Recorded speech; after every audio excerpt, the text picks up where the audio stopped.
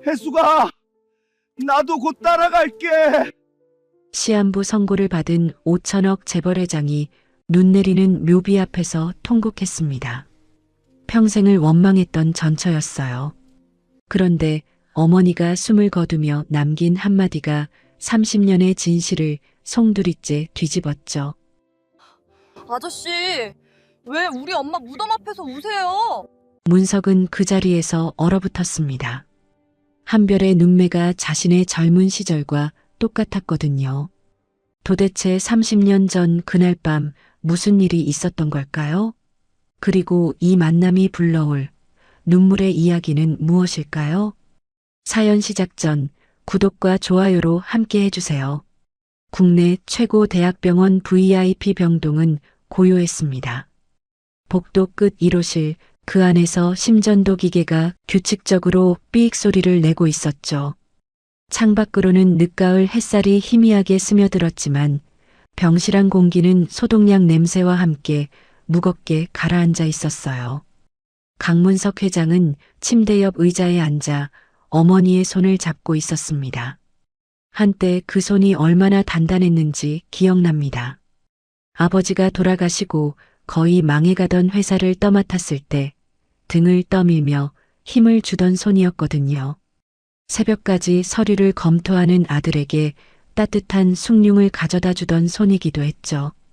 그런데 지금 문석의 손 안에 놓인 것은 뼈만 앙상하게 남은 마른 나뭇가지 같았습니다. 검버섯이 내려앉은 손등 위로 푸른 핏줄이 울퉁불퉁 솟아 있었고 손톱 밑은 검게 패여 있었어요. 산소호흡기가 슉슉 소리를 낼 때마다 어머니의 가슴이 가늘게 오르내렸습니다. 그 가느다란 숨소리가 언제 끊어질지 몰라 문석은 손을 놓을 수가 없었어요. 문석은 그 손을 조심스럽게 쓰다듬었습니다. 10년간 사투를 벌여 회사를 국내 최고 기업으로 키우는 동안 이 손을 제대로 잡아본 적이 몇 번이나 됐을까요? 명절에도 해외 출장, 어머니 생신에도 긴급회의. 늘 비서가 그의 대신 꽃다발을 들고 찾아갔었죠. 전화기 너머로 괜찮다고 말하던 어머니의 목소리가 얼마나 쓸쓸했을지 이제야 알 것 같았습니다.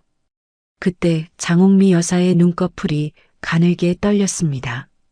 흐릿한 눈동자가 천장을 더듬다가 아들을 향했어요. 입술이 달싹거렸지만 산소 마스크에 막혀 소리가 새어나오지 않았습니다. 어머니, 말씀하지 마세요.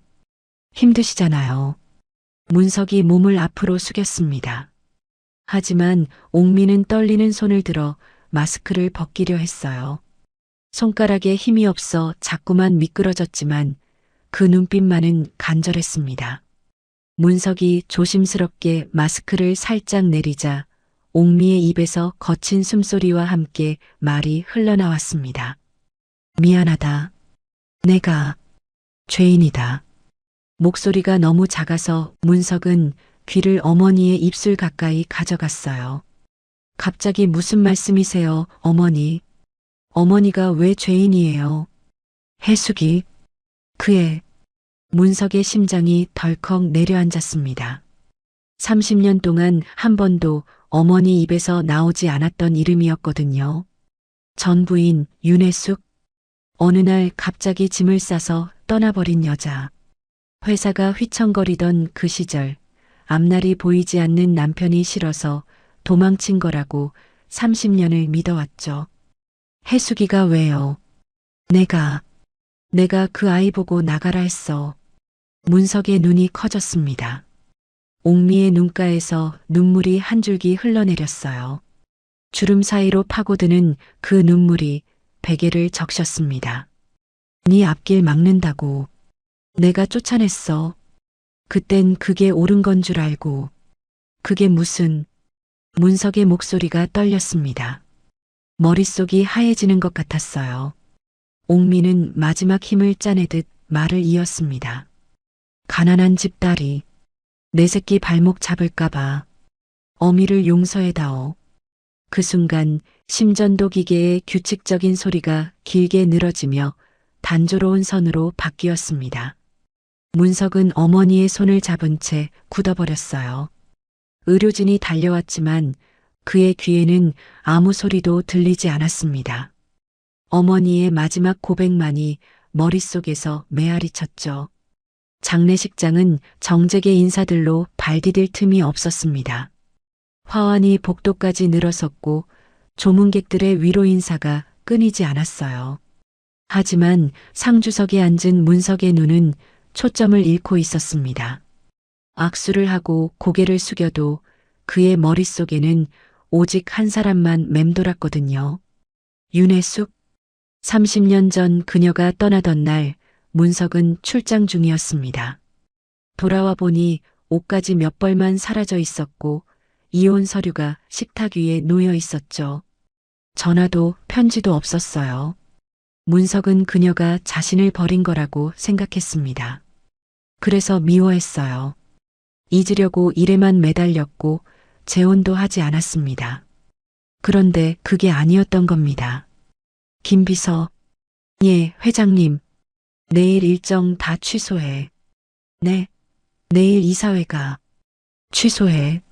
문석의 목소리가 날카롭게 갈라졌어요. 김 비서가 움찔했습니다. 그리고 윤혜숙. 혜숙이가 어디 있는지 당장 알아봐. 사모님을요? 지금요?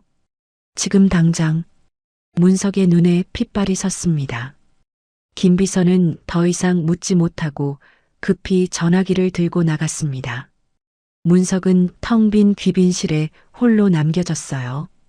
하루가 1년 같았습니다. 마른 입술을 물어뜯으며 초조하게 서성였습니다.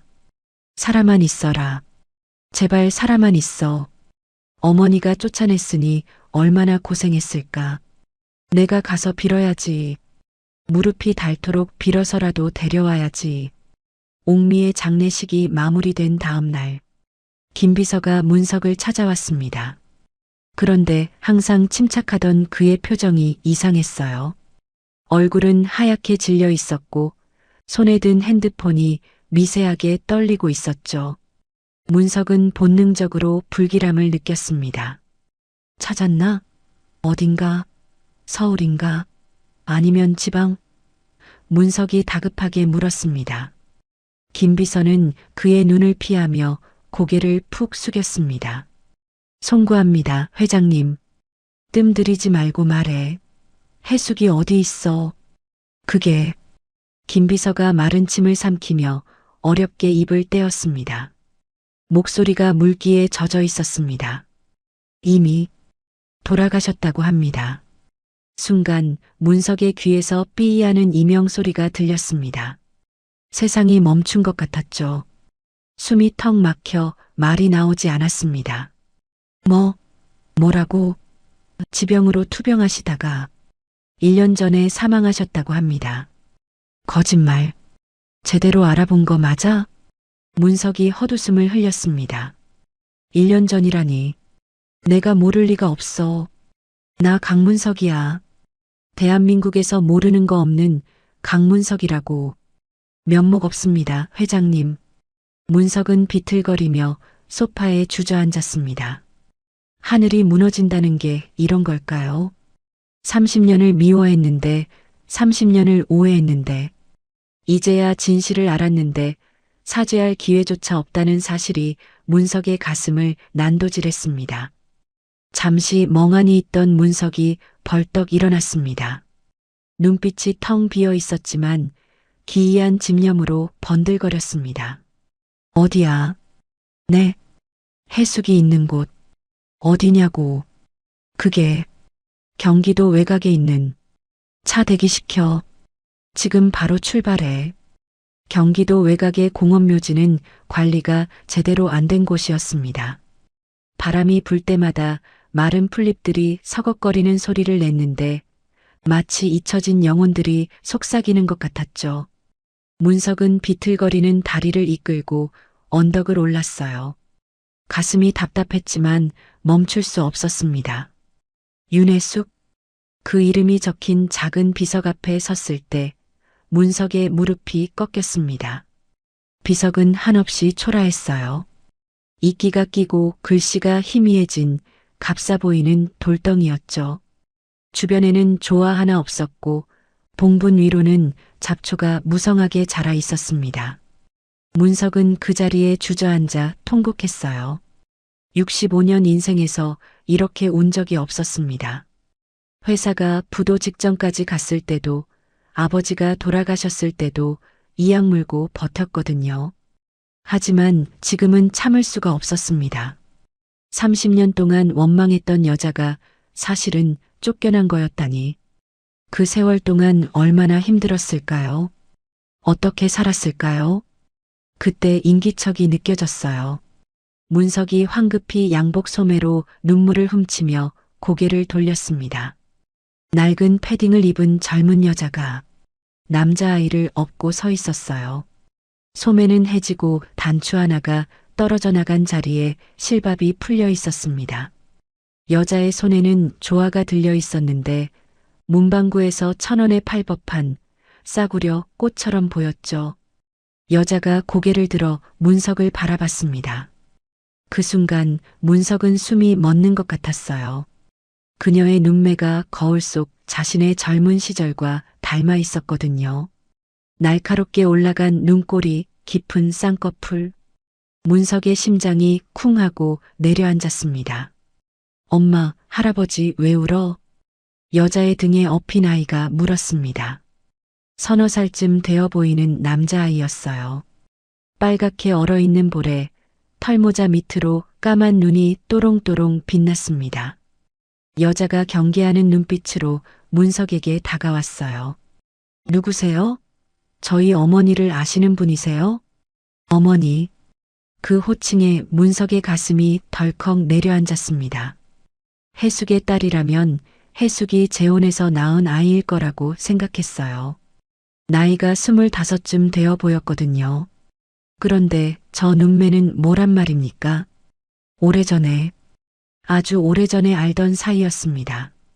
문석은 떨리는 목소리를 간신히 가다듬으며 대답했어요. 자신이 해숙의 전 남편이라고 30년 전에 헤어진 사람이라고 차마 말할 수가 없었습니다. 그녀는 의아한 표정으로 문석의 고급 양복과 언덕 아래 세워진 외제차를 번갈아 봤어요. 그 시선이 따가웠습니다. 문석은 더 이상 그 자리에 있을 수가 없었어요. 해숙을 지키지 못했다는 죄책감이 목까지 차올랐거든요. 문석은 서둘러 등을 돌렸습니다. 비탈길을 내려오는 그의 등 뒤로 여자의 중얼거림이 들려왔어요. 1년 전 엄마 장례식 때도 안 온 사람이면 깊은 인연은 아니겠네. 그 말이 비수처럼 가슴에 꽂혔습니다. 차에 오른 문석은 갑자기 심장을 쥐어짜는 듯한 통증을 느꼈어요. 떨리는 손으로 양복 안주머니에서 약통을 꺼내 뚜껑을 열었습니다. 작은 알약 2개를 손바닥에 털어 급히 삼켰죠. 의사가 말했었습니다. 문석의 남은 생이 길어야 1년이라고요. 문석은 좌석에 등을 기대고 눈을 감았어요. 어머니의 마지막 고백과 방금 본 빛바랜 조화가 눈앞에서 겹쳐졌습니다. 그리고 자신의 눈매를 빼닮은 젊은 여자의 얼굴이 떠올랐죠. 문석의 심장은 알 수 없는 예감에 거칠게 뛰고 있었어요. 창밖으로 스쳐가는 가로수들이 흐릿하게 번져 보였습니다. 문석은 주먹을 꽉 쥐었어요. 손바닥에 손톱이 파고드는 것도 느끼지 못했습니다. 해숙이 잠든 차가운 땅 아래 내가 모르던 30년의 비밀이 묻혀 있는 것만 같았습니다. 마주친 순간 심장을 찔렀던 그 익숙한 눈빛이 자꾸만 문석의 발목을 잡고 있었습니다. 펜트하우스 현관문이 열렸습니다. 문석은 구두도 벗지 않은 채 거실로 들어섰어요. 통유리 너머로 서울의 야경이 보석처럼 반짝였지만 그의 눈에는 아무것도 들어오지 않았습니다. 100억짜리 이탈리아산 가구들이 놓인 거실은 넓었지만 사람의 온기라곤 찾아볼 수 없었죠.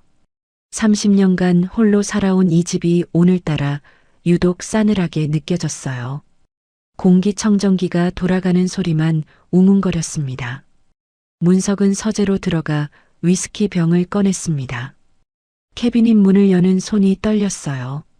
병마개를 돌려 잔에 따르자 호박색 액체가 찰랑거렸습니다. 한 모금을 들이키자 목구멍이 타들어갔지만 마음속 불길은 꺼지지 않았어요. 책상 서랍을 열어봤습니다. 30년간 모은 서류와 상장들, 재계 순위 1위를 알리는 기사 스크랩들 뿐이었죠. 해숙의 사진은 단 한 장도 없었습니다. 이혼 후 모든 흔적을 지워버렸으니까요. 그녀를 원망하며 불태워버린 그 밤이 떠올랐어요. 사진첩이 타들어가던 냄새까지 생생했습니다. 낮에 본 묘지의 풍경이 눈앞에 아른거렸습니다. 재혼해서 잘 살았으면 묘지가 왜 그 모양이야. 문석은 혼잣말을 내뱉으며 전화기를 집어들었습니다. 김비서. 예, 회장님.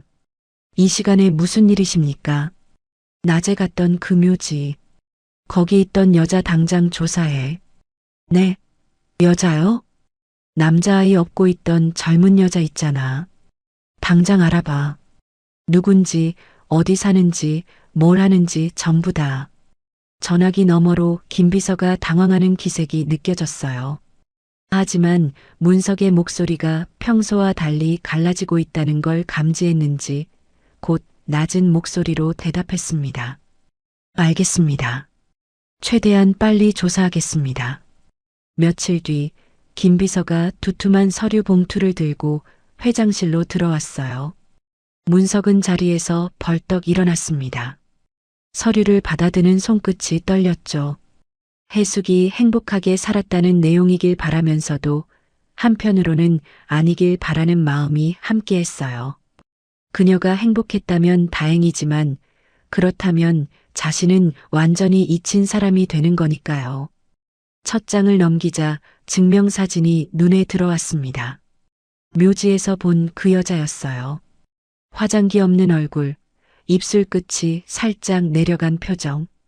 증명사진 속에서도 고단함이 묻어났습니다. 해숙이랑 똑같아. 아니, 나랑도. 문석의 손가락이 사진 속 여자의 눈매를 떨리며 훑쳤습니다. 부정할 수 없는 핏줄의 증거였습니다. 윤한별, 30세. 문석의 눈이 아래로 내려갔습니다. 가족관계란에서 시선이 멈췄어요. 부미상, 모 윤혜숙 사망. 문석의 눈동자가 흔들렸습니다. 급히 책상의 달력을 끌어당겼어요. 30년 전 이혼 날짜를 떠올리며 손가락으로 날짜를 짚어갔습니다. 해숙이 떠난 게 그의 봄이었죠. 한별의 생년월일과 맞춰봤어요. 숫자가 맞았습니다. 이혼 당시 해숙이 임신 초기였다면 한별의 나이가 딱 들어맞았어요. 문석은 신음을 흘리며 의자 등받이로 몸을 내던졌습니다. 천장이 빙글빙글 돌았어요. 그럼 내 핏줄이란 말인가. 책상을 주먹으로 내리쳤어요. 위스키 잔이 쓰러지며 갈색 액체가 서류 위로 번졌지만 신경 쓸 겨를이 없었죠. 해숙이가 임신한 채로 쫓겨났다고? 그걸 30년 동안 몰랐어? 문석은 두 손으로 얼굴을 감쌌습니다. 어깨가 들썩였어요. 김비서는 고개를 숙인 채 조용히 다음 페이지를 펼쳤습니다. 현재 미혼모로 4살 된 아들을 홀로 키우고 있으며 변두리 시장 골목에서 작은 국밥집을 운영 중입니다. 미혼모. 그 단어가 심장을 후벼 팠어요. 해숙처럼 홀로 아이를 키우고 있다니. 역사가 반복되고 있었습니다. 김비서가 보고서를 읽어 내려갔어요. 국밥집 월세 3개월 연체 중입니다. 윤혜숙 씨 사망 당시 병원비와 장례비 대출 잔액 3천만 원. 건강보험료 6개월 체납 상태이고요. 숫자 하나하나가 비수가 되어 가슴에 꽂혔습니다. 문석은 보고서를 손에서 놓았어요. 종이가 바닥으로 흩어졌습니다. 설마 해숙이가 돈이 없어서 제대로 된 치료를 받지 못한 건가? 그래서 죽은 건가? 문석은 숨을 쉴 수가 없었어요. 죄책감이 목을 조여왔습니다. 차 대기시켜.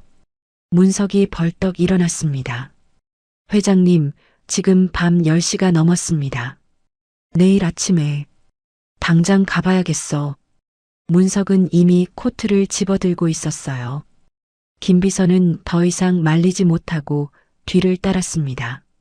검은색 세단이 서울의 화려한 거리를 빠져나갔어요. 네온사인이 번쩍이는 강남을 지나 점점 가로등이 드문 골목으로 접어들었습니다. 번화가의 불빛이 멀어질수록 창밖 풍경은 어두워졌죠.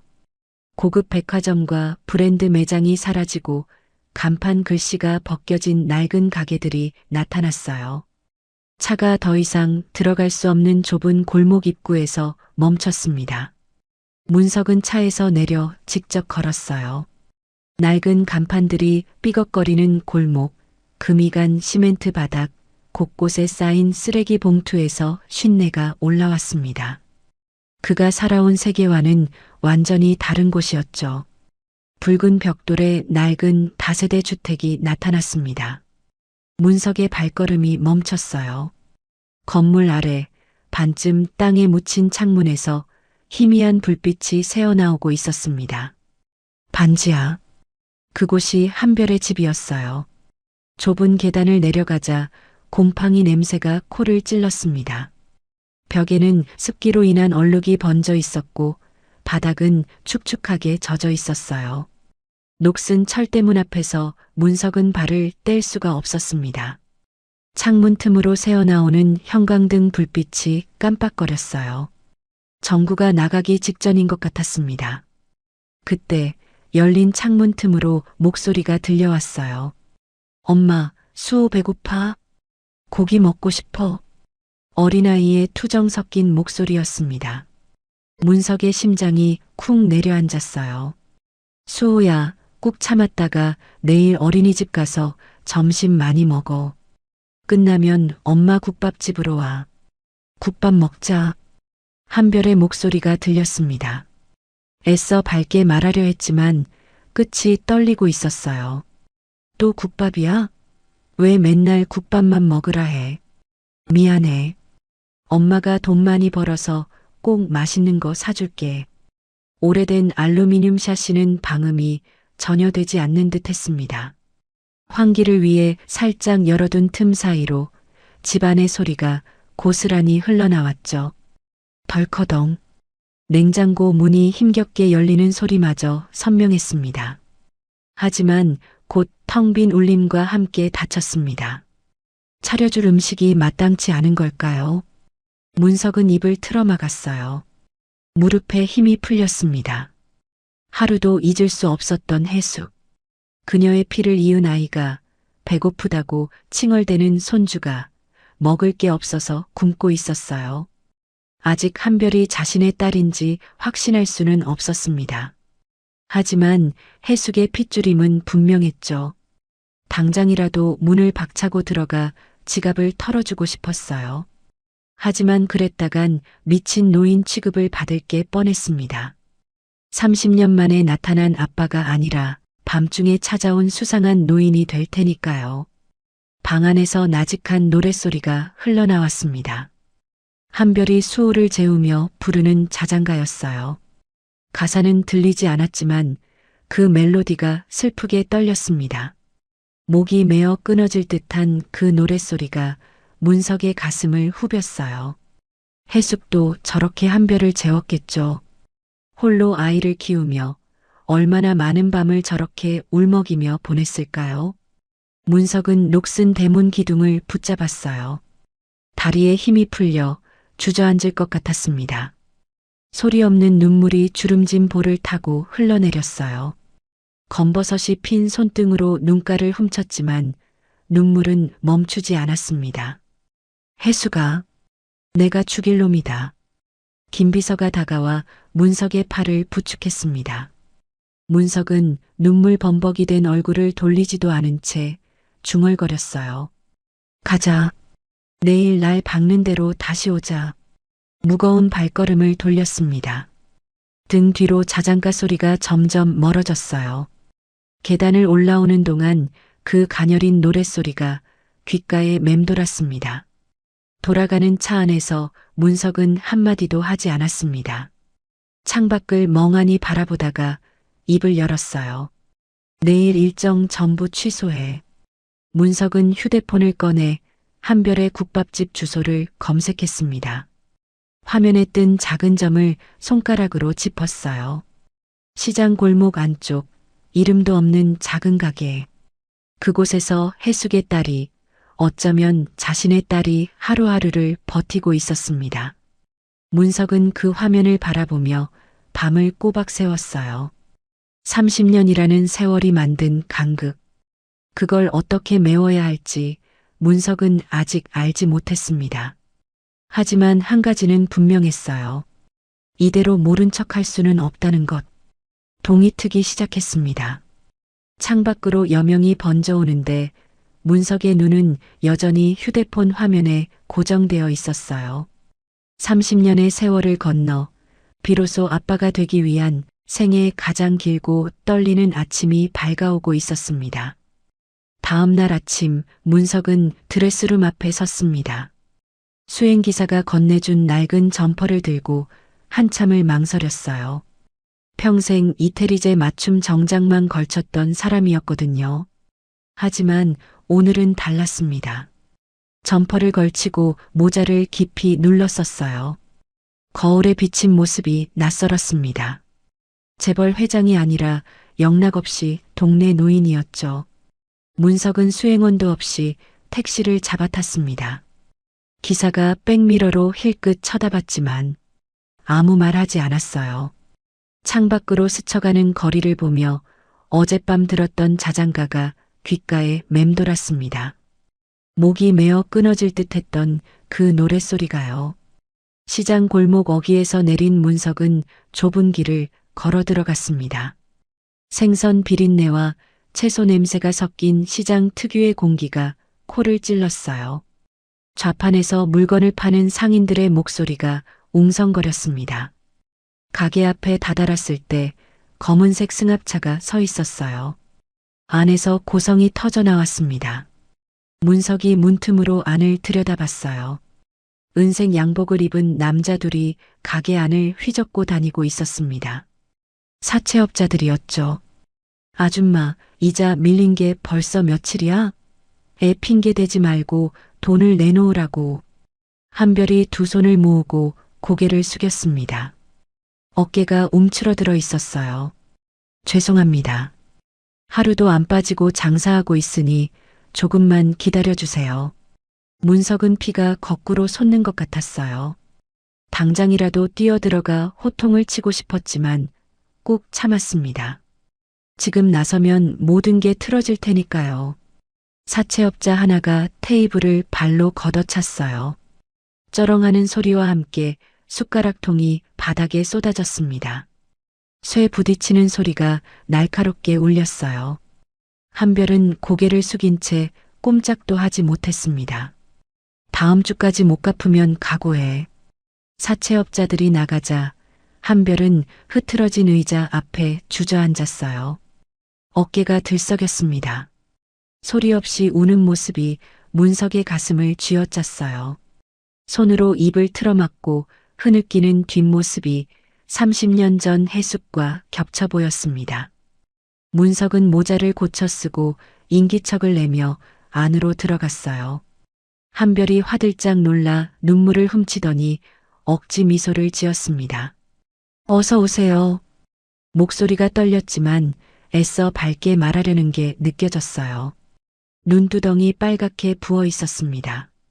문석은 모른 척 구석 자리에 앉았어요. 국밥 하나 주시오. 잠시 후 뚝배기에 담긴 국밥이 나왔습니다. 고기는 몇 점 되지 않았지만 뽀얀 국물에서 구수한 향기가 피어올랐어요. 파 썬 것이 동동 떠 있고 김이 모락모락 올라왔습니다. 문석은 숟가락을 들어 국물을 한 입 떠넣었어요. 그 순간 숟가락질이 멈췄습니다. 30년 전 맛이었어요. 회사가 위기에 처해 은행 문턱이 닳도록 다니던 그 시절, 집에 돌아오면 해숙이 늘 끓여주던 그 국밥. 고기 살 돈이 없어서 사골만 고아 만들었지만 국물만은 진국이었죠. 여보, 고기는 많이 못 넣었어도 국물은 진국이야.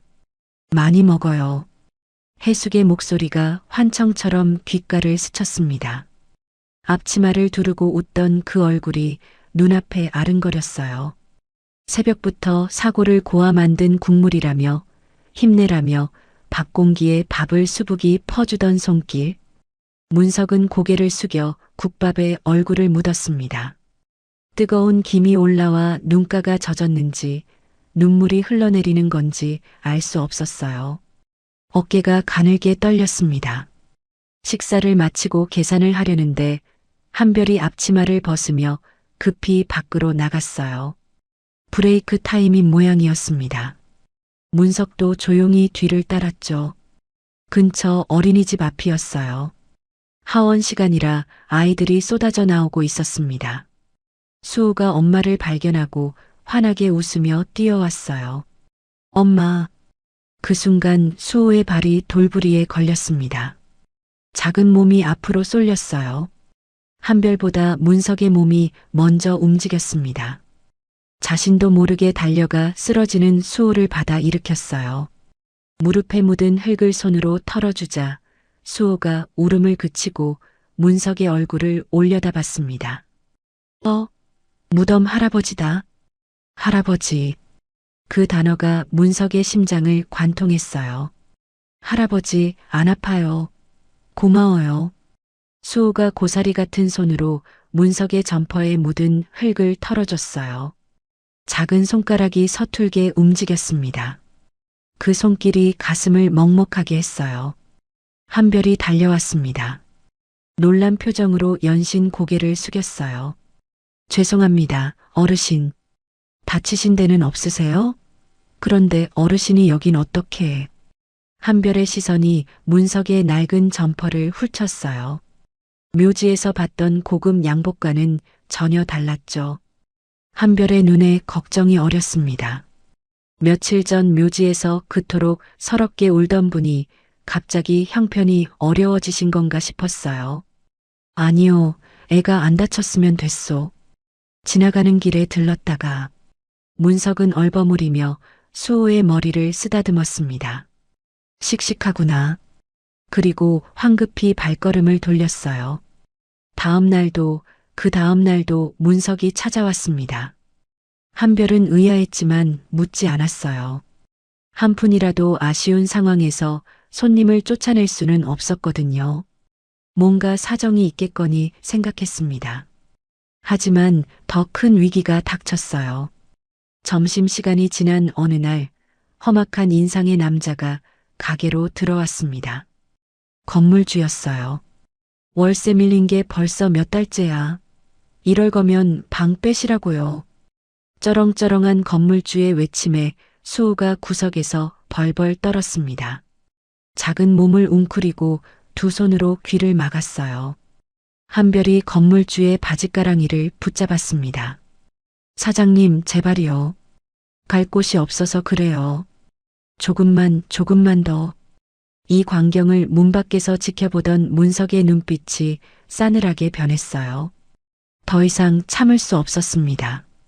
그날 밤 문석은 김비서를 불렀어요. 이 건물 매입해. 시세의 2배를 줘서라도 최대한 빨리 내 명의로 돌려놔. 회장님, 아직 아무것도 확인 안 된 상태에서 너무 성급하십니다. 대신 조건을 달게. 문석의 눈빛이 매섭게 빛났습니다. 계약할 때 특약사항에 무조건 넣어. 현 세입자의 계약기간 10년 연장, 그리고 월세 동결. 토시 하나라도 빠지면 거래 안 한다고 전해. 네, 알겠습니다. 내 핏줄이 아니어도 상관없어. 해숙이가 목숨 걸고 낳은 아이야. 길바닥에 나앉게 할 순 없지. 이게 내 속죄다. 며칠 후 건물 매입이 일사천리로 완료됐습니다. 시세의 2배의 월세 동결 조건이라니 건물주는 횡재했다며 군말 없이 도장을 찍었죠. 문석은 다시 가게를 찾았습니다. 분위기가 한결 편안해져 있었어요. 그때 한별이 서빙을 하다 발을 헛디뎠어요. 앞치마 주머니에서 낡은 지갑이 바닥으로 떨어졌습니다. 지갑이 열리며 내용물이 쏟아졌어요. 문석이 주워주려고 몸을 숙이다가 멈췄습니다. 지갑 투명창에 꽂힌 낡은 사진이 눈에 들어왔어요. 젊은 시절의 해숙이 바닷가에서 환하게 웃고 있었습니다. 그런데 사진이 반으로 찢겨 있었어요. 옆자리에는 누군가의 어깨만 남아 있었죠. 문석은 단번에 알아봤어요. 신혼 때 처음으로 함께 여행 갔던 그 바닷가. 파도가 부서지던 백사장에서 찍은 사진이었습니다. 찢겨나간 자리에 있던 사람은 자신이었어요. 해숙이 이 사진을 간직하고 있었다니. 그것도 찢어진 채로 30년 동안 딸에게 물려줄 만큼 소중하게. 문석의 심장이 멎을 듯 아팠어요. 목구멍이 타들어가는 것 같았습니다. 한별이 황급히 지갑을 낚아채듯 가져가 품에 넣었습니다. 문석은 아무 말도 할 수 없었어요. 눈가가 붉어졌습니다. 이제 거의 확신했어요. 하지만 더 확실한 증거가 필요했습니다. 한별이 테이블을 닦으러 다가왔습니다. 문석은 떨리는 마음을 진정시키며 한별을 바라봤어요. 그녀의 어깨 위에 긴 머리카락 한 가닥이 떨어져 있었습니다. 저기 아가씨, 네 어르신, 뭐 필요하신 거라도 있으세요? 여기 머리카락이 묻었네. 문석이 자연스럽게 손을 뻗어 한별의 어깨에 묻은 머리카락을 집어들었습니다. 아, 감사합니다. 제가 정신이 없네요. 한별이 쑥스러운 듯 웃었습니다. 문석은 그 머리카락을 쥔 주먹을 꽉 쥐었습니다. 긴장감에 손바닥 안에 땀이 찼죠. 잘 먹고 갑니다. 문석은 쥔 손을 주머니에 조심스럽게 넣으며 자리에서 일어났습니다. 가게를 나온 문석은 골목 어귀에서 김 실장에게 전화를 걸었어요. 친자검사 의뢰해. 내 머리카락이랑 방금 확보한 검체야. 최대한 빨리. 결과 나오는 대로 바로 연락하고. 전화를 끊고 하늘을 올려다봤습니다. 흐린 하늘 사이로 햇살 한 줄기가 비쳐들었어요. 문석은 주머니 속 가느다란 머리카락을 마치 보석이라도 되는 양 조심스럽게 다시 만져봤습니다. 결과가 나오면 모든 게 달라질 겁니다. 그 결과지 한 장이 30년의 세월을 뒤집어 놓을지도 모를 일이었습니다. 문석은 떨리는 다리를 이끌고 골목을 빠져나왔어요. 이제 진실을 마주할 시간이 다가오고 있었습니다.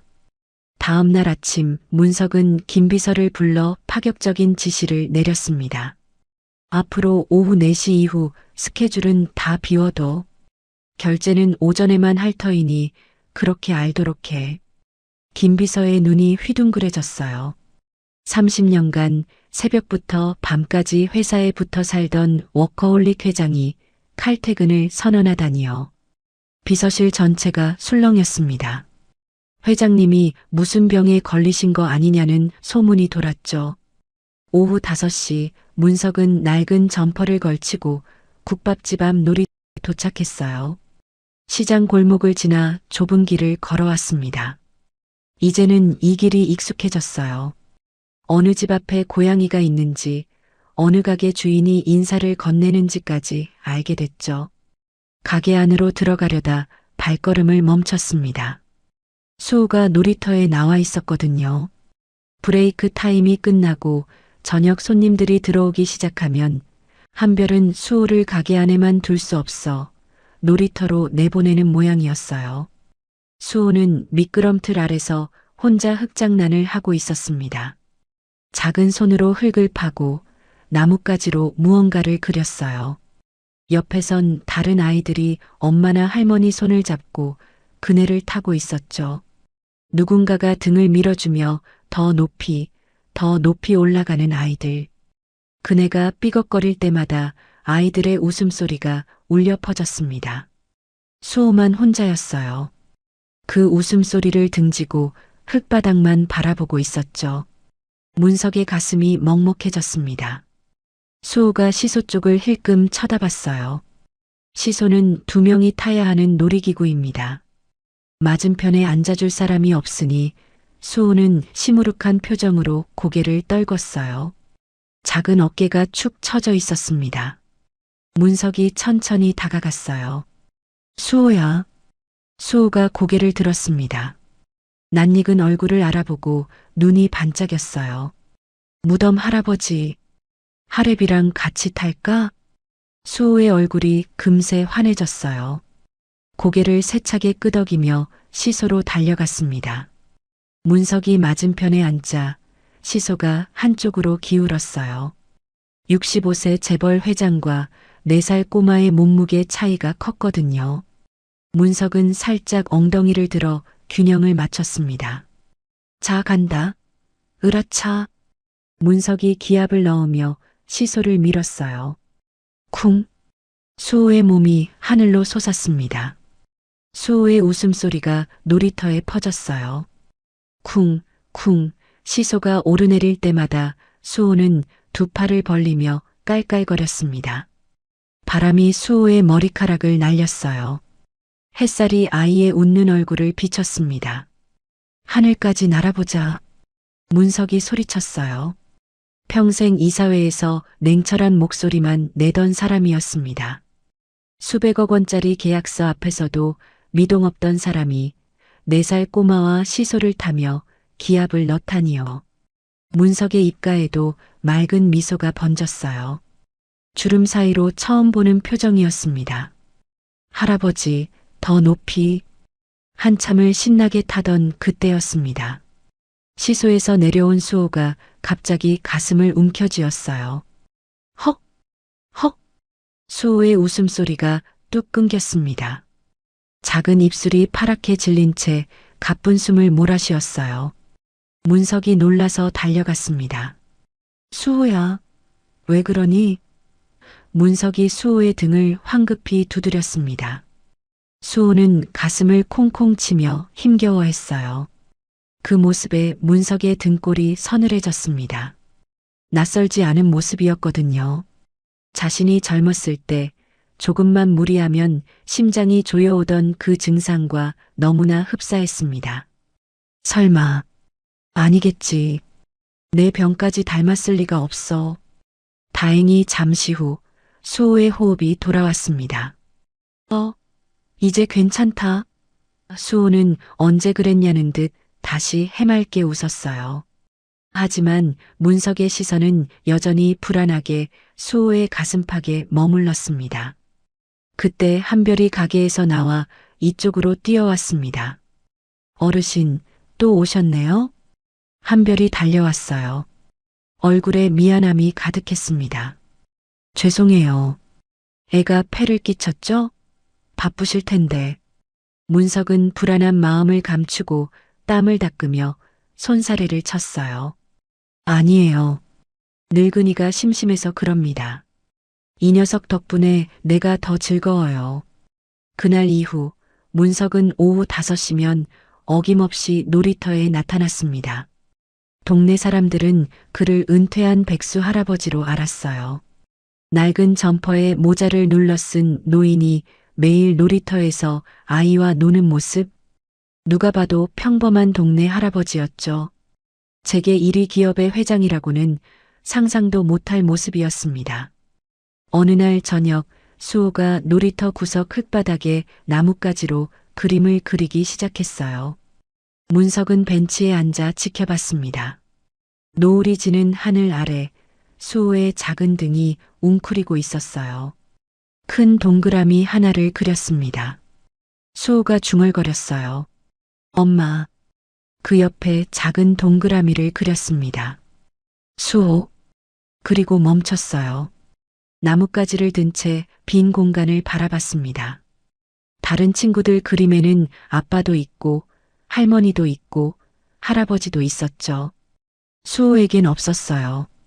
수호는 빈 공간을 나뭇가지로 톡톡 치기만 했습니다. 그리지 못하고 망설이는 작은 손이 바들바들 떨렸어요. 문석의 가슴이 미어졌습니다. 자리에서 일어나 수호 옆에 쭈그리고 앉았어요. 수호야, 왜 안 그리고 있냐? 여기 누가 더 있었으면 좋겠냐? 수호가 작은 목소리로 대답했어요. 고개를 숙인 채였습니다. 응. 할머니는 죽었고, 아빠도 없고, 할아버지도 없어. 문석은 울컥 치밀어 오르는 것을 꾹 눌렀습니다. 목이 메었지만 애써 평온한 목소리를 냈어요. 그럼 여기 하래비가 서 있어도 될까? 수호가 눈을 동그랗게 떴어요. 그리고 세차게 고개를 끄덕였습니다. 응, 좋아. 문석은 수호에게서 나뭇가지를 받아들었어요. 떨리는 손으로 수호 그림 옆에 투박한 막대기 사람을 그렸습니다. 동그란 머리, 긴 팔다리. 어릴 때 그림 숙제조차 해본 적 없는 손이라 서툴렀어요. 그리고 수호의 작은 동그라미와 자신의 그림 사이에 선을 그어 손을 이어줬습니다. 선이 삐뚤빼뚤했지만 두 그림은 분명히 연결되어 있었어요. 와! 수호가 환호성을 질렀습니다. 우리 할아버지다. 이제 수호도 할아버지 있다. 수호가 박수를 치며 좋아했어요. 문석은 흙바닥의 그림을 내려다보며 씁쓸하게 웃었습니다. 비가 오면 지워질 흙그림처럼 나도 곧 사라지겠지. 시한부 선고를 받은 자신의 운명을 알기에 흙바닥에 새겨진 이 가족 그림이 너무나 소중하면서도 사무치게 아팠어요. 그때 한별이 손에 뭔가를 들고 나왔습니다. 작은 요구르트 2개였어요. 매번 감사해요. 이거 드세요. 별거 아니지만. 문석은 한별이 건넨 요구르트를 받아들었습니다. 손이 떨렸어요.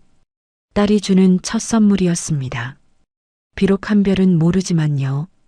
차가운 병의 감촉이 손바닥에 전해졌어요. 문석은 요구르트를 마시지 못하고 점퍼 주머니에 소중히 넣었습니다. 마시면 사라질 것 같았거든요. 할아버지 덕분에 수호가 많이 밝아졌어요. 한별이 말했습니다. 눈가가 촉촉해져 있었어요. 바람이 불어 한별의 머리카락이 흩날렸습니다. 아빠 빈자리 때문에 항상 미안했는데 남자아이한테 아빠가 없다는 게 얼마나 힘든 건지 정말 감사합니다. 문석은 고개를 저었어요. 가슴 한구석이 뜨거워졌습니다. 해가 뉘엿뉘엿 지고 있었습니다.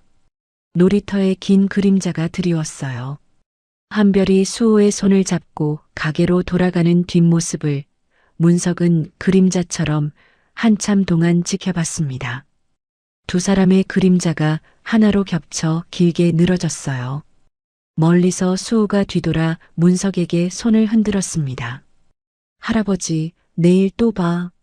문석도 크게 손을 흔들어줬어요. 그래, 내일 또 보자. 집으로 돌아온 문석은 서재로 들어갔습니다. 책상 위에 주머니에서 꺼낸 요구르트 병을 올려놓았어요. 흙이 묻어 있었지만 닦지 않았습니다. 수호의 손때가 묻어 있는 것 같아서요. 문석은 의자에 앉아 요구르트 병을 한참 동안 바라봤어요. 작고 하찮은 것. 편의점에서 몇백 원이면 살 수 있는 것. 하지만 그에게는 세상 무엇보다 소중한 보물이었습니다. 서재창으로 달빛이 스며들었어요. 요구르트 병이 은빛으로 빛났습니다. 문석의 마음은 이미 정해져 있었습니다. 결과가 어떻게 나오든 이 아이들 곁에 있고 싶었어요. 남은 시간이 얼마 없다는 걸 알기에 더욱 간절했습니다. 며칠 후 김비서가 밀봉된 서류 봉투를 들고 펜트하우스 서재로 들어왔습니다. 봉투 겉면에는 친자 확인 유전자 검사 결과서라는 글씨가 선명했어요. 문석은 의자에서 벌떡 일어났습니다. 심장이 목까지 뛰어오르는 것 같았어요. 여기 놓고 나가 있어. 김비서가 나가자 문석은 떨리는 손으로 봉투를 집어들었어요. 종이를 꺼내는 손끝이 하얗게 질려 있었습니다. 숨조차 제대로 쉬지 못했어요. 심장 뛰는 소리가 귀에서 쿵쿵 울렸습니다. 검사 결과 친자 관계 성립 확률 99.99%. 붉은 글씨가 문석의 눈에 박혔어요. 손에서 힘이 빠졌습니다. 무릎이 꺾이며 서류를 가슴에 끌어안고 책상에 엎드렸어요. 참았던 것들이 한꺼번에 터져나왔죠. 혜수가 왜 말 안 했어? 바보같이 혼자서. 목이 메어 말이 끊겼어요. 우리 딸이었어. 한별이가 우리 딸이었어. 30년간 딸의 존재조차 모르고 살았습니다. 그 세월 동안 혜숙은 임신한 몸으로 쫓겨나 홀로 아이를 낳았어요. 어떻게 버텼을까요? 얼마나 무서웠을까요? 그 아이가 자라 미혼모가 되어 반지하에서 국밥을 끓이며 살고 있었죠. 문석은 이 모든 게 자신의 죄라는 걸 알았습니다. 그날 밤 문석은 혜숙의 묘지를 다시 찾았습니다. 달빛도 희미한 어둠 속에서 비석을 더듬어 찾아 끌어안았어요. 차가운 돌이 볼에 닿았습니다. 내가 널 찾았어야 했는데. 새벽 이슬이 내릴 때까지 그 자리를 지켰어요. 날이 밝았습니다. 문석은 당장이라도 한별에게 달려가 내가 네 아빠다 소리치고 싶었습니다. 30년 동안 못해준 것들을 해주고 싶었죠. 하지만 발목을 잡는 것이 있었습니다. 책상 서랍 깊숙이 넣어둔 시한부 진단서. 의사가 길어야 1년이라고 했던 말이 귓가를 맴돌았어요. 이제 와서 아빠라고 나타나면 그 아이에게 또다시 아빠의 죽음이라는 상처만 주고 떠나는 꼴이 될 거였습니다. 그런 잔인한 일을 할 수는 없었어요. 게다가 30년간 찾지도 않다가 갑자기 나타난 아빠를 한별이 받아들일 리 만무했습니다. 오히려 충격받고 도망칠지도 몰랐죠. 돈 때문에 나타났다고 오해할 수도 있었어요. 그게 더 두려웠습니다. 문석은 결심했습니다. 아빠로서가 아닌 지금처럼 국밥집 단골 손님으로 남기로요. 그게 한별을 위한 길이라 믿었어요. 문석은 김비서 불러 지시했습니다. 한별에게 익명의 생활비 지원을 시작하고 가게 매출을 올려줄 은밀한 작전을 펼치라고요. 며칠 뒤부터 한별의 국밥집에 변화가 생겼습니다. 점심시간마다 정장 차림의 직원들이 단체로 몰려와 식사를 했어요. 어서 오세요. 몇 분이세요? 한별이 놀라서 묻자 직원들이 기다렸다는 듯 큰 소리로 떠들었어요. 야, 김 과장. 여기가 그렇게 맛있다며? 아유, 그럼요, 부장님. 이 집 국물 맛이 아주 끝내줍니다. 회사 앞 식당들은 다 조미료 덩어리인데 여긴 보약이라니까요. 오후 5시 문석이 여느 때처럼 허름한 차림으로 놀이터를 찾았습니다. 한별이 평소보다 훨씬 밝은 얼굴로 달려왔어요. 어르신, 저 오늘 정말 기분 좋은 일이 있어요. 한별의 눈이 반짝였습니다. 어떤 재단에서 지원금도 나오고 가게 손님도 갑자기 많아졌어요. 이제 한시름 났어요. 해맑게 웃는 한별을 보며 문석은 애써 미소 지었습니다. 거참 잘 됐구려. 복 받으실 거요. 하지만 속은 씁쓸했어요. 자신이 해줄 수 있는 게 돈뿐이라는 사실이 괴로웠습니다. 며칠 뒤 저녁 마감 시간에 문석이 가게에 들렀어요. 안에는 손님이 없었습니다. 형광등 불빛이 희미하게 깜빡였어요. 테이블 위에 작은 케이크 하나가 덩그러니 놓여 있었습니다. 하얀 생크림 위에 초 5개가 꽂혀 있었지만 촛불은 켜지 않은 채였죠. 한별이 씁쓸하게 웃으며 말했습니다. 어르신, 식사 아직이시죠? 오늘이 우리 수호 생일인데 같이 케이크 좀 드실래요? 문석이 망설이다가 천천히 고개를 끄덕였습니다. 한별이 말을 이었어요. 목소리에 외로움이 묻어났습니다. 애 아빠도 없고 할머니도 돌아가셔서 축하해 줄 사람이 저뿐이에요. 생일 노래 부르려고 해도 혼자 부르면 너무 쓸쓸하잖아요. 요즘 수호가 어르신을 많이 좋아하는데 어르신이라도 계시면 수호가 좋아할 것 같아서 문석은 가슴이 미어지는 것을 참으며 자리에 앉았습니다. 잠시 후 한별이 수호를 재우고 나왔어요. 피곤했는지 수호는 케이크도 한 입밖에 못 먹고 잠들었다고 했습니다. 한별이 소주 2병을 꺼내왔어요. 문석에게 한 잔 따라주며 말했습니다. 어르신, 한 잔 하실래요? 문석이 조심스럽게 물었어요. 수호 아버지는 어떤 사람이었소? 한별이 쓴웃음을 지었습니다. 수호 태어나기도 전에 사고로 죽었어요. 저 미혼모예요. 엄마도 돌아가시고 이제 세상에 저랑 수호뿐이에요. 문석이 안타까움에 물었어요. 아버지는 안 계시고? 그 순간 한별의 표정이 차갑게 굳었습니다. 손에 든 술잔을 꽉 쥐었어요. 손가락 마디가 하얘졌습니다. 그 사람은 우리한테 없는 사람이에요. 아니, 죽은 사람보다 더 나쁜 사람이에요. 한별의 목소리가 떨렸습니다. 어릴 땐 아빠가 너무 미웠어요. 엄마가 그렇게 고생하는데 코빼기도 안 비치고 한 번도요. 단 한 번도. 한별이 술을 한 모금 들이켰어요. 목이 메는 것 같았습니다. 엄마가 돌아가시기 전날 밤이었어요. 젊었을 때 사진을 보면서 우시는 걸 봤어요. 반쪽짜리 사진이요. 누군가를 찢어낸 사진. 그 사진을 가슴에 품고 우시더라고요. 문석의 심장이 쿵 내려앉았어요. 그 사진. 한별의 지갑에서 봤던 바로 그 사진이었습니다. 해숙이 죽는 날까지 그 사진을 품고 있었다니요. 한별의 눈에서 눈물이 툭 떨어졌어요. 술잔에 눈물이 떨어져 동그란 파문이 일었습니다. 엄마는 바보같이 죽는 날까지 그 사람을 그리워했지만 저는 아니에요. 만약 지금이라도 나타난다면 절대 용서 안 해요. 한별의 목소리가 높아졌습니다. 손이 부들부들 떨렸어요. 30년 동안 우리를 버려두고 엄마가 병원비 없어서 죽어가는 것도 모른 척하고 장례식에도 안 온 인간이잖아요. 이제 와서 아빠라고 하면 생각만 해도 끔찍해요.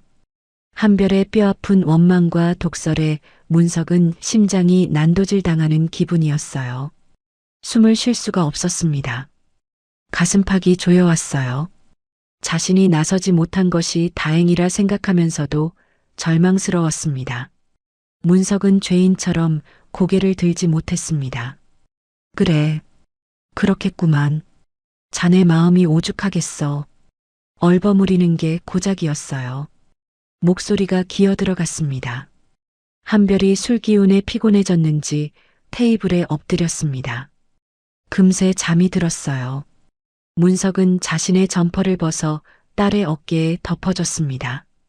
잠든 한별의 손이 보였어요. 설거지와 국밥 냄비를 닦느라 거칠어진 손, 갈라진 손톱, 굳은 살이 박인 손바닥, 손등에는 뜨거운 국물에 댄 흉터가 희미하게 남아 있었습니다. 문석은 조심스럽게 그 손을 잡았습니다. 따뜻했어요. 30년 동안 잡아주지 못했던 손이었죠. 한별아, 미안하다. 정말 미안하다. 목소리가 갈라졌어요. 못난 아비라 나설 수가 없구나. 용서해다오. 한별이 깰까봐 소리 죽여 울었습니다. 눈물이 뚝뚝 떨어져 테이블을 적셨어요. 문석은 잠든 딸의 곁을 한참이나 지키다가 밤늦게 도망치듯 가게를 빠져나왔습니다. 골목을 걸어 나오는 문석의 등이 유난히 작아 보였어요. 가로등 불빛 아래로 긴 그림자가 드리워졌습니다. 그 그림자가 흔들렸어요. 마치 울고 있는 것처럼. 한별의 원망이 귓가에 맴돌았습니다. 문석은 발걸음을 멈추고 뒤를 돌아봤어요. 가게의 불빛이 희미하게 보였습니다. 그 안에 딸이 있었고 손주가 있었어요. 하지만 문석은 그곳에 가지 못했습니다. 아빠라는 이름으로는요. 그게 문석이 선택한 사랑의 방식이었습니다. 침묵의 사랑 말입니다. 다음 날 아침 펜트하우스 욕실이었습니다. 문석이 거울 앞에서 면도를 하고 있었어요. 창밖으로 아침 햇살이 비쳐들었지만 거울 속 얼굴은 어둡게 그늘져 있었습니다. 면도기가 턱선을 따라 움직일 때 갑자기 가슴 깊은 곳에서 무언가가 치밀어 올랐어요. 캑. 심한 기침이 터져 나왔습니다. 입을 막은 손 사이로 검붉은 피가 울컥 쏟아졌어요. 세면대에 하얀 도자기가 붉게 물들었습니다. 문석은 떨리는 손으로 약통을 열어 알약을 털어넣었지만 기침은 쉽게 멈추지 않았죠. 무릎에 힘이 풀려 세면대를 붙잡았습니다. 문득 거울 속에 비친 자신의 얼굴이 보였습니다. 핏기 없이 창백한 피부, 움푹 꺼진 눈, 죽음의 그림자가 턱 밑까지 차올라 있었습니다. 문석은 직감했어요. 시간이 없다. 1년? 아니, 몇 달도 남지 않았어. 죽음의 공포보다 더 무서운 건 따로 있었습니다. 한별이 세상에 홀로 남겨지는 것. 아무런 울타리도 없이 손주와 둘이서만 버텨야 하는 것. 하지만 문석은 피 묻은 입술을 깨물며 고개를 저었습니다. 안 돼. 지금 말하면 안 돼. 이제 와서 아빠가 생겼다고 좋아하게 만들었다가 곧이어 장례식을 치르게 할 수는 없었습니다. 그건 2번 버리는 짓이었어요. 엄마를 잃은 딸에게 아빠마저 뺏을 수는 없었습니다. 그래. 끝까지 비밀로 하자. 내가 죽으면 변호사를 통해 유산만 넘겨주자. 그게 한별이를 위한 길이다. 문석은 비틀거리는 몸을 일으켜 피를 씻어냈습니다. 그리고 드레스룸으로 들어가 생애 마지막이 될지도 모를 외출 준비를 했어요. 낡은 점퍼 대신 가장 아끼던 최고급 정장을 꺼내 입었습니다. 오늘은 멀리서 얼굴만 보고 오자. 마지막으로 딱 한 번만 아비로서 제대로 된 모습을 보여주고 영영 사라지자. 문석은 그렇게 슬픈 결심을 하고 집을 나섰습니다. 자신이 곧 마주할 폭풍은 꿈에도 모른 채요. 한편 한별의 가게에서는 다른 일이 벌어지고 있었어요. 한별은 요즘 상황이 이상하게 잘 풀리는 것에 의구심을 품기 시작했습니다. 새로 바뀐 건물주는 월세가 밀려도 아무 말을 하지 않았어요. 오히려 천천히 내도 된다며 웃기까지 했죠. 식당에 갑자기 단체 손님이 늘었고 사채업자들도 어느 순간부터 돈 갚으라는 말을 하지 않았습니다. 어머니 병원비 대출도 어느 날 갑자기 완납 처리가 됐어요. 아무리 생각해도 이상했습니다. 그러던 중 가게로 등기 우편 하나가 도착했어요. 발신인은 강진그룹이라고 적혀 있었습니다. 한별이 의아해하며 봉투를 뜯었어요. 안에는 임대인 변경 통지서가 들어 있었습니다. 변경된 임대인 항목에 시선이 멈췄어요. 강문서? 강진그룹. 한별의 눈동자가 흔들렸습니다. 강문서? 그 이름이 낯설지 않았어요. 강문서? 설마 우리 가게 오는 아저씨? 떨리는 손으로 스마트폰을 꺼냈습니다. 검색창에 강진그룹 강문석이라고 입력했어요. 순식간에 액정 가득 사진이 떴습니다. 근엄한 표정의 재벌 회장, 수천억 자산가, 그 아저씨였습니다. 낡은 점퍼를 입고 수호와 시소를 타던 그 어르신. 말도 안 돼. 그분이 회장님이었어? 머릿속이 하얘졌습니다. 재계 1위 회장이 왜 자신의 가게에 와서 국밥을 먹고 아이와 놀아줬을까요? 급히 서랍을 뒤져 며칠 전 발견한 병원비 완납 영수증을 꺼냈습니다. 서명란에 흘려 쓴 이름. 강문서? 소름이 돋았습니다. 모든 퍼즐이 맞춰졌어요. 건물을 사고 병원비를 내주고 손님을 가게로 보내준 사람. 한별은 배신감에 치를 떨었습니다. 나를, 우리를 가지고 논 거야? 가난한 모자가 불쌍해서? 돈 많은 회장의 심심풀이로? 그때 가게 밖으로 검은 세단들이 줄지어 섰습니다. 창밖으로 건장한 수행원들이 줄지어 내리는 게 보였어요. 딸랑. 문이 열리고 문석이 들어섰습니다. 낡은 점퍼가 아닌 기품 있는 정장 차림이었어요. 하지만 병색이 짙은 창백한 얼굴이었죠. 문석은 마지막 작별 인사를 하러 온 것이었지만 한별의 눈에는 기만으로밖에 보이지 않았습니다. 가게 안에 숨막히는 정적이 흘렀습니다. 문석이 한별의 싸늘한 눈빛에 멈칫했어요. 한별아. 문석이 조심스럽게 불렀지만 한별은 대답 대신 탁자 위에 있던 서류 봉투를 집어들어 문석의 발밑에 내동댕이 쳤습니다. 퍽! 종이가 바닥에 흩날렸습니다. 회장님이셨어요? 왜 저희 가게 건물을 사신 거죠? 도대체 저한테 왜 이러세요? 문석은 흩어진 서류를 보며 당황했습니다. 이렇게 들킬 줄은 몰랐거든요. 그게, 한별아, 내 말 좀 들어봐. 설명 필요 없어요. 한별이 악을 썼습니다. 돈 많으면 사람 가지고 놀아도 돼요? 당신 정체가 뭐야? 혹시 저희 어머니랑 무슨 사이라도 돼요? 왜 이렇게 과한 친절을 베푸는 거냐고요? 문석은 입을 다물었습니다. 여기서 네 아비다라고 말하면 자신이 결심한 조용한 퇴장은 물거품이 됩니다. 하지만 한별의 분노는 멈추지 않았어요. 왜 말을 못해요? 당신 우리 엄마 알죠? 아니면 우리 엄마 버리고 도망간 그 인간이랑 아는 사이라도 돼요? 그 가짜는 죄책감 때문에 적선이라도 한 건가요? 한별이 문석의 가슴을 주먹으로 쳤습니다. 아무 말 없이 서 있지 말고 말 좀 해보라고요.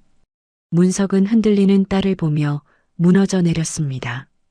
더 이상 숨길 수가 없었어요. 문득 용서받을 수 없는 미움을 받더라도 진실을 말해야겠다는 결심이 섰습니다. 그래, 안다. 그의 목소리가 떨렸습니다.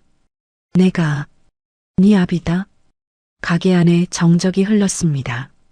냉장고 모터 소리만 윙윙거렸어요. 한별은 뒷걸음질 치며 벽에 부딪혔습니다. 거짓말하지 마세요. 문석이 품에서 구겨진 친자 확인 결과서를 꺼내 보였습니다. 내가 널 너무 늦게 찾았어. 정말 미안하다. 한별의 눈빛이 충격에서 경멸로 그리고 걷잡을 수 없는 분노로 바뀌었습니다. 당신이었어? 우리 엄마 그 차가운 방에서 평생 그리워하다 죽게 만든 사람이 당신이었다고? 한별아, 나는 정말 몰랐어. 몰랐다고요? 그게 면죄부가 될 줄 아세요? 몰랐다는 말이 더 잔인한 거 알아요? 한별의 목소리가 높아졌습니다. 눈에서 눈물이 쏟아졌어요. 30년간 쌓인 원망이 한꺼번에 터져나왔습니다. 그녀가 소리를 질렀습니다. 엄마가 새벽부터 밤까지 일해도 병원비 한 번을 제대로 못 냈어요. 겨울에 보일러도 못 틀고 낡아빠진 솜니불 속에서 벌벌 떨었다고요. 그때 당신은 뭐 했어요? 난 모르는 일이다. 그 한마디로 덮을 수 있는 일이 아니라고요. 한별의 손이 부들부들 떨렸습니다. 당신 돈으로 한 모든 것들 다 필요 없어요. 아니, 역겨워요. 돈으로 사람 마음까지 살 수 있을 줄 알았어요? 한별이 문석을 거칠게 밀쳐냈습니다. 병약한 문석은 힘없이 밀려나면서도 딸의 팔을 잡으려 애썼어요. 한별아, 제발. 내가 다 갚으마. 남은 인생 다 바쳐서. 이거 나요. 한별이 팔을 뿌리쳤습니다. 그때 문석이 처음으로 소리를 질렀습니다. 핏대 선 목소리였어요. 아니, 그것은 변명이 아닌 절규였습니다. 돈? 그래. 돈지랄이라고 욕해도 좋다. 하지만 그렇게라도 안 하면, 그렇게라도 널 안 도우면 내가 미쳐버릴 것 같아서 그랬어. 한별이 멈칫했습니다. 문석의 눈에서 굵은 눈물이 흘러내렸어요. 내 새끼가 밥을 굶는데, 내 손주놈이 고기가 먹고 싶어 우는데, 애비된 놈이 하랩이 된 놈이 그걸 보고만 있으란 말이냐? 천벌을 받아도 좋으니 제발 밥이라도 배불리 먹이고 싶었다. 문석의 절규가 가게 안을 울렸습니다. 진심이 담긴 피 끓는 외침이었어요. 하지만 한별의 상처는 생각보다 깊었습니다. 그렇게 밥 먹이고 싶었으면 엄마 살아있을 때 왔어야죠. 병원비 없어서 퇴원할 수밖에 없었을 때 왔어야죠. 한별이 문석을 밖으로 떠밀었습니다. 당신 동정 따위 필요 없으니까 당장 나가요. 나가시라고요. 문석은 쫓겨나듯 가게 밖으로 밀려났습니다. 발이 문턱에 걸려 비틀거렸지만 수행원들이 부축하려는 것도 손짓으로 물리쳤어요. 한별은 가게 문을 걸어 잠그고 바닥에 주저앉아 통곡했습니다. 억눌렀던 30년의 서름이 본물 터지듯 밀려나왔습니다. 문 밖에서는 문석이 닫힌 문을 하염없이 바라보며 서 있었습니다. 그때 하늘이 무너지듯 천둥이 쳤어요. 순식간에 비가 쏟아지기 시작했습니다. 마치 두 사람의 찢어진 마음처럼요. 수행원이 우산을 펼쳐 다가왔지만 문석은 고개를 저었습니다. 빗물이 수천만 원짜리 정장을 적셨습니다. 머리카락이 이마에 달라붙고 주름진 얼굴을 타고 빗물인지 눈물인지 모를 것이 흘러내렸습니다. 혜수가, 내가 죄인이다. 용서해다오. 문석은 쏟아지는 빗속에서 꼼짝도 하지 않았습니다. 몸이 으슬으슬 떨려왔지만 이 차가운 비라도 맞아야 불타는 속죄의 마음을 식힐 수 있을 것만 같았죠. 그렇게 아비와 딸로서의 첫 만남은 차가운 빗줄기 속에 잠겨버렸습니다. 다음 날 아침이었습니다. 한별은 퉁퉁 부은 눈으로 가게 문을 열었어요. 밤새 울다 지쳐 잠이 든 탓에 눈꺼풀이 무거웠습니다. 머리가 지끈거렸어요. 문 앞을 살펴봤습니다. 문석은 이미 떠나고 없었어요. 젖은 바닥에 발자국만 희미하게 남아 있었죠. 밤새 그 자리에 서 있었던 흔적이었습니다. 나중에 안사실이지만 문석은 새벽녘 탈진에 쓰러지기 직전에 비서에게 실려갔다고 했습니다. 칠순을 바라보는 병든 노인이 차가운 밤비를 온몸으로 받아냈으니 무사할 리 없었겠죠. 복잡한 심경을 뒤로하고 한별은 평소처럼 장사를 시작했어요. 국물을 끓이고 밥을 안치고 반찬을 준비했습니다. 손은 바쁘게 움직였지만 머릿속은 어지러웠어요. 아빠라니, 그 사람이 아빠라니, 30년 동안 원망했던 그 사람이 바로 옆에 있었다니요. 점심 장사를 마치고 어린이집에서 수호를 데려왔습니다. 그런데 수호의 안색이 유난히 창백했어요. 평소 같으면 할아버지 왔나 하며 뛰어다닐 아이가 축 처져 있었습니다. 이마에 손을 대봤지만 열은 없었어요. 수호야, 어디 아파? 엄마 가슴이 쿵쿵하고 아파. 수호가 작은 손으로 가슴을 부여잡았어요. 한별은 체한 건가 싶어 수호의 등을 토닥여줬습니다. 잠시 후 수호가 좀 나아진 것 같다고 해서 한별은 다시 일을 시작했어요. 오늘은 밖에 나가지 말고 식당 안에서 쉬고 있으라고 신신당부했죠. 하지만 수호는 자꾸 창밖을 쳐다봤어요. 엄마, 오늘 할아버지 안 와? 오늘은 안 오실 것 같아. 한별의 목소리가 흔들렸습니다. 그때 딸랑 문이 열렸어요. 문석이었습니다. 병원에서 억지로 링거 바늘을 뽑고 다시 나온 것이 분명했습니다. 어제와 달리 다시 낡은 점퍼 차림이었지만 얼굴은 밤새 비를 맞은 탓인지 창백한 얼굴에 눈 밑은 퀭하게 패여 있었습니다. 서 있는 것조차 위태로워 보였죠. 한별과 눈이 마주쳤지만 둘 다 아무 말도 하지 않았어요. 할아버지, 수호가 반색하며 뛰어나갔어요. 문석은 비틀거리는 몸을 지탱하며 수호를 안아 올렸습니다. 한별은 복잡한 표정으로 그 모습을 바라봤어요. 미워해야 할 사람인데 수호가 저렇게 좋아하니 어찌해야 할지 몰랐죠. 놀이터에서 수호와 문석이 함께 놀았습니다. 그네를 밀어주고 시소를 타고 평소와 다름없는 상황이었어요. 한별은 가게 안에서 설거지를 하며 창밖을 훔쳐봤습니다. 그런데 갑자기 수호가 비틀거렸어요.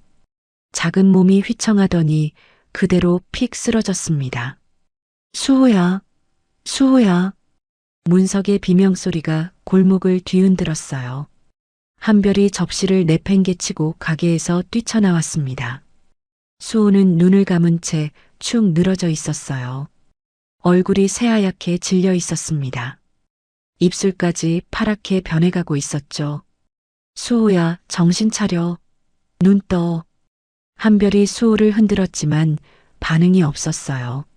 문석이 떨리는 손으로 119에 전화했습니다. 구급차가 도착했어요. 사이렌 소리가 울리는 차 안에서 한별은 수호의 손을 꽉 잡았습니다. 손이 얼음장처럼 차가웠어요. 심장이 터질 것 같았습니다. 문석은 떨리는 손으로 휴대폰을 꺼내 김비서에게 전화했어요. 가게 뒷정리해. 당장. 그리고 한국대학병원 응급실로 와. 응급실에 도착했습니다. 의료진이 수호를 침대에 눕히고 검사를 시작했어요. 혈액 검사, 엑스레이, 심전도. 인턴 의사들이 결과지를 보며 고개를 갸웃거렸습니다. 담당 의사가 한별에게 다가왔어요. 어머니, 너무 걱정 마세요. 검사 결과 다 정상입니다. 빈혈 같아요. 어린 아이들이 크면서 가끔 이럴 때 있거든요. 링거 다 맞으면 퇴원하셔도 됩니다. 한별은 불안했지만 의사의 말이니 믿으려 했어요. 수호가 눈을 떴습니다. 창백하긴 했지만 엄마를 보고 힘없이 웃었습니다. 의사가 퇴원 수속을 밟으려 하는 순간 문석이 고함을 질렀어요. 안 돼. 퇴원이라니. 절대 안 돼. 응급실 전체가 조용해졌습니다. 의사가 당황한 표정으로 다가왔어요. 보호자분, 진정하세요. 걱정되시는 마음은 알겠지만 검사 결과가 정상이니 염려 마세요. 결과가 정상이어도 안 됩니다. 문석이 다급하게 외쳤습니다. 목소리가 갈라졌어요. 얼굴에 핏기가 없었습니다. 심장 정밀 초음파 당장 찍어주세요. 유전성 부정맥. 집안 내력으로 부정맥이 있어요. 의사가 어이없다는 표정을 지었습니다. 문석은 의사의 가운을 붙잡았습니다. 손이 부들부들 떨렸어요. 우리 아버지가 이 병으로 돌아가셨어요. 나도 젊었을 때 똑같이 이러다가 죽을 뻔했다고요. 일반 검사로는 절대 못 살아채요. 한별이 놀라서 문석을 말렸습니다. 뭐 하시는 거예요? 의사 선생님이 괜찮다잖아요. 문석은 한별의 손을 뿌리쳤습니다. 그리고 의사에게 무릎을 꿇었어요. 응급실 바닥에 무릎이 닿았습니다. 제발 정밀 검사해 주세요, 선생님. 내 말이 틀리면 처벌 받겠습니다. 제발 우리 손자 좀 검사해 주세요. 문석의 기세에 눌린 의사가 마지못해 정밀 초음파 기계를 가져왔어요. 수호의 작은 가슴에 기계를 댔습니다. 모니터를 보던 의사의 눈이 커졌어요. 심박동이 미세하게 불규칙해지고 있어. 의사의 얼굴이 굳었습니다. 심실세동 전조 증상입니다. 곧이어 기계 경고음이 요란하게 울렸어요. 삐삐삐삐 하는 날카로운 소리가 응급실을 가득 채웠습니다. 심박수가 급격히 떨어지고 있어. 응급수술실로 옮겨. 순식간에 의료진이 몰려들었어요. 수호가 눕힌 침대가 수술실을 향해 달려갔습니다. 의사들이 뛰어가며 소리를 질렀어요. 복도가 발소리와 기계음으로 가득 찼습니다. 한별은 다리에 힘이 풀려 바닥에 주저앉았어요. 수호야. 한별이 수술실로 함께 들어가려 했지만 간호사가 막았습니다. 보호자는 들어갈 수 없다고요. 한별은 바닥에 엎드려 울었어요. 문석이 한별을 일으켜 세웠습니다. 두 사람은 수술실 앞으로 걸어갔어요. 붉은 등이 켜진 수술실을 바라보며 한별은 넋이 나간 채 바닥에 앉아 있었습니다. 눈물도 나오지 않았어요. 너무 무서워서 몸이 굳어버렸습니다. 수호가 태어나고 처음으로 느끼는 공포였습니다. 이 아이마저 잃으면 정말 혼자가 되는 거예요. 문석은 벽에 기대어 두 손을 모았어요. 입술이 파르르 떨렸습니다. 평생 무릎 꿇어본 적 없는 사람이 병원 바닥에서 기도했어요. 제발 내 목숨을 가져가고 저 아이는 살려주세요. 제발 이 늙은 놈 대신 저 아이를 살려주세요. 1시간이 지났습니다. 한별과 문석은 한마디도 나누지 않았습니다. 함께 아이를 걱정하면서도 아직 서로를 어떻게 대해야 할지 몰랐거든요. 드디어 수술실 등이 꺼졌습니다. 문이 열리고 집도이가 나왔어요. 땀범벅이 된 얼굴이었죠. 천만다행입니다. 의사가 마스크를 내리며 말했어요. 보호자분 말씀이 아니었다면 큰일 날 뻔했습니다. 일반 검사로는 절대 안 잡히는 희귀한 케이스예요. 회장님이 이 아이를 살리셨습니다. 한별이 멍하니 문석을 올려다봤어요. 문석은 안도감에 다리가 풀려 휘청거렸습니다. 쿨러. 참았던 기침이 터져나왔습니다. 문석이 급히 손수건으로 입을 막았지만 하얀 손수건 위로 붉은 선혈이 배어 나왔어요. 한별이 놀라 달려가 문석을 부축했습니다. 어르신, 입에서 피가. 문석은 황급히 피 묻은 손수건을 주머니에 감추며 애써 웃었습니다. 아니다. 긴장이 풀려서 그런가 보다. 입술을 깨물었나 보구나. 괜찮다. 하지만 한별은 문석의 팔을 잡은 손끝에서 소름 끼칠 정도로 앙상한 뼈의 감촉을 느꼈습니다. 그리고 직감했죠. 이 어르신 많이 편찮으시구나. 문석이 눈물을 흘리며 중얼거렸습니다. 평생을 날 괴롭히던 이 저주받은 병이 결국 내 손자를 살리기 위한 신의 배려였구나. 그 순간 한별의 눈빛이 변했어요. 증오와 원망으로 가득 찼던 눈동자가 흔들렸습니다. 어제까지만 해도 끔찍했던 사람이 오늘 수호의 목숨을 살렸어요. 처음으로 아빠에 대한 감사함이 차올랐습니다. 고마워요. 수호 살려줘서 정말 고마워요. 한별이 흐느끼며 문석의 옷자락을 잡았습니다. 처음으로 아빠의 옷을 잡은 거였어요. 문석은 떨리는 손으로 딸의 머리를 쓰다듬었습니다. 30년 동안 쓰다듬어주지 못했던 머리카락이었죠. 아무 말도 하지 않았습니다. 말이 필요 없었어요. 두 사람 모두 울고 있었습니다. 수호가 일반 병실로 옮겨졌어요. 문석은 수술비와 입원비 전액을 결제했습니다. 한별은 이번엔 거부하지 않았어요. 아무것도 못 챙겨왔어요. 잠깐 집에 다녀올게요. 수호 좀 봐주실 수 있어요? 한별이 조심스럽게 물었습니다. 문석은 고개를 끄덕였어요. 다녀오너라. 김비서가 태워다 줄 거다.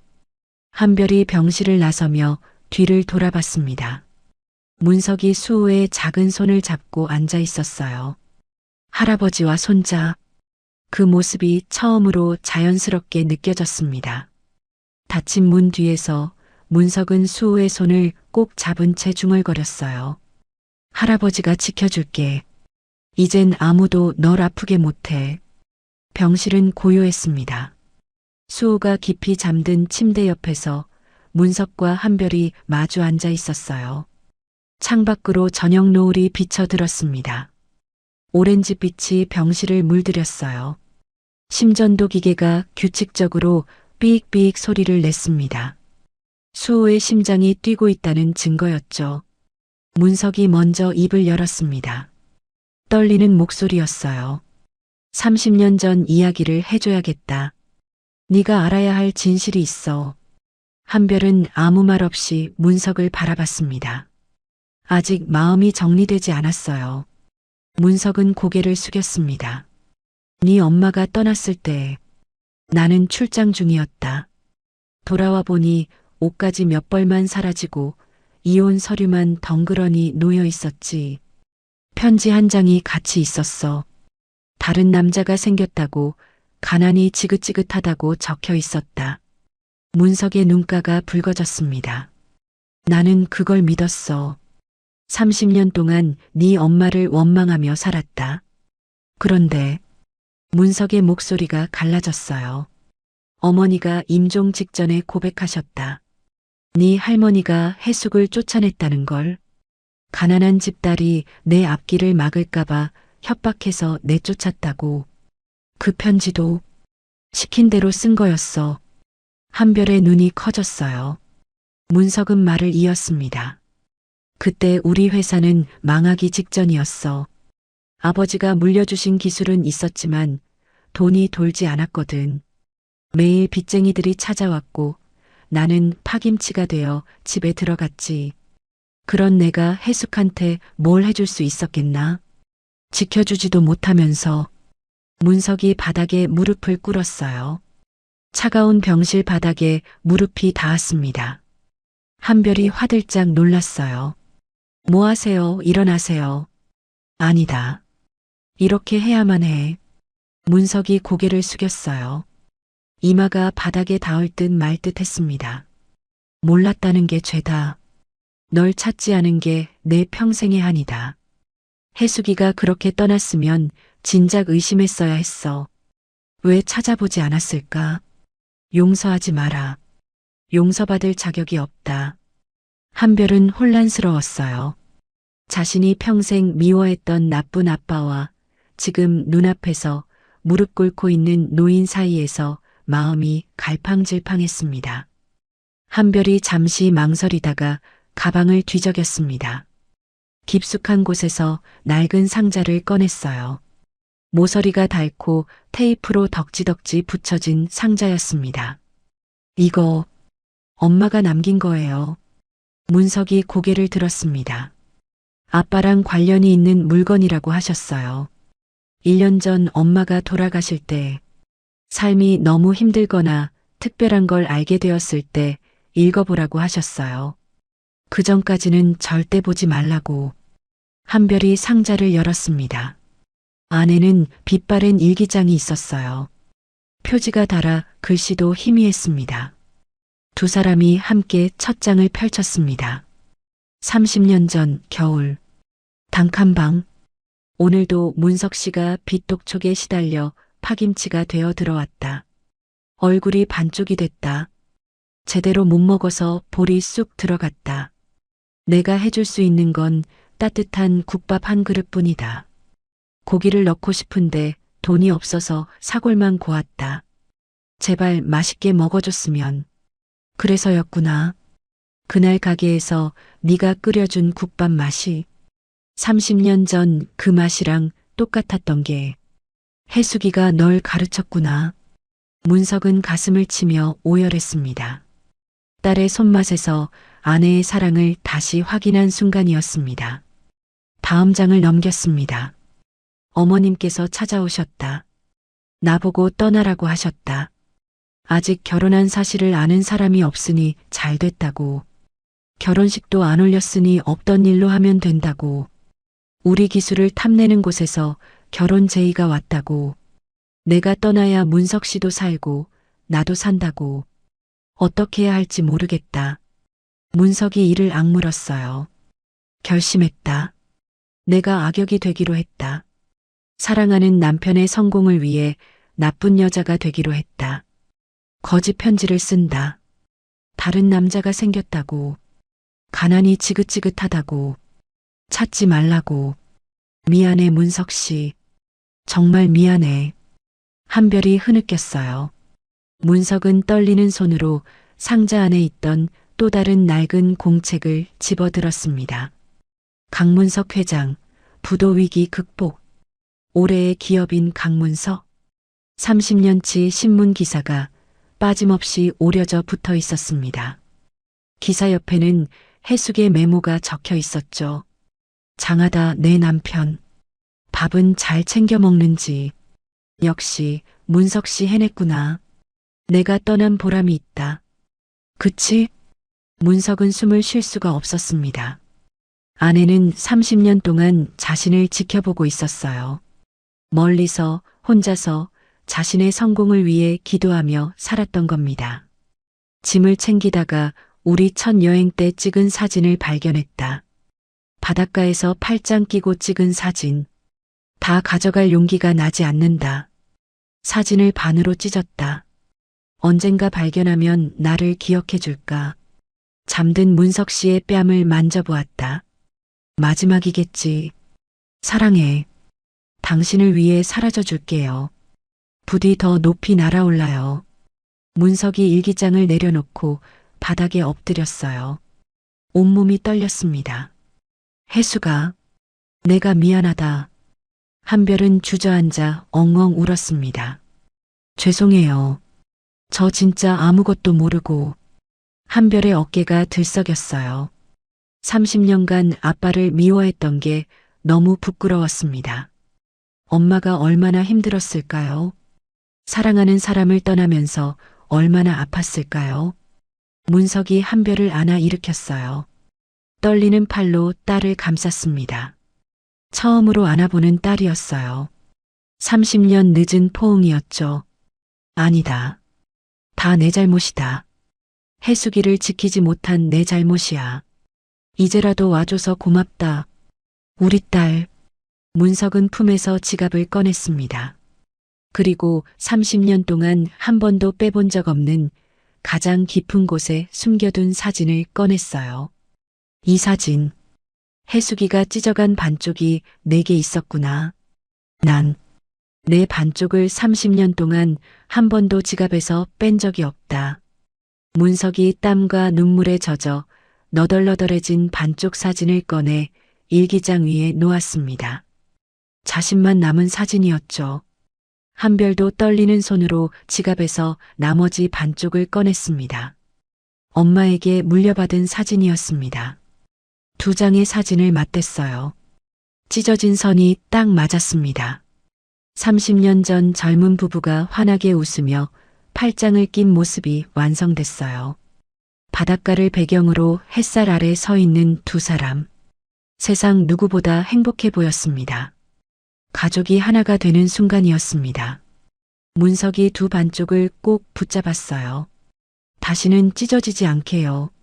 그때 침대 위에서 수호가 눈을 비비며 깼어요. 엄마, 할아버지 왜 울어?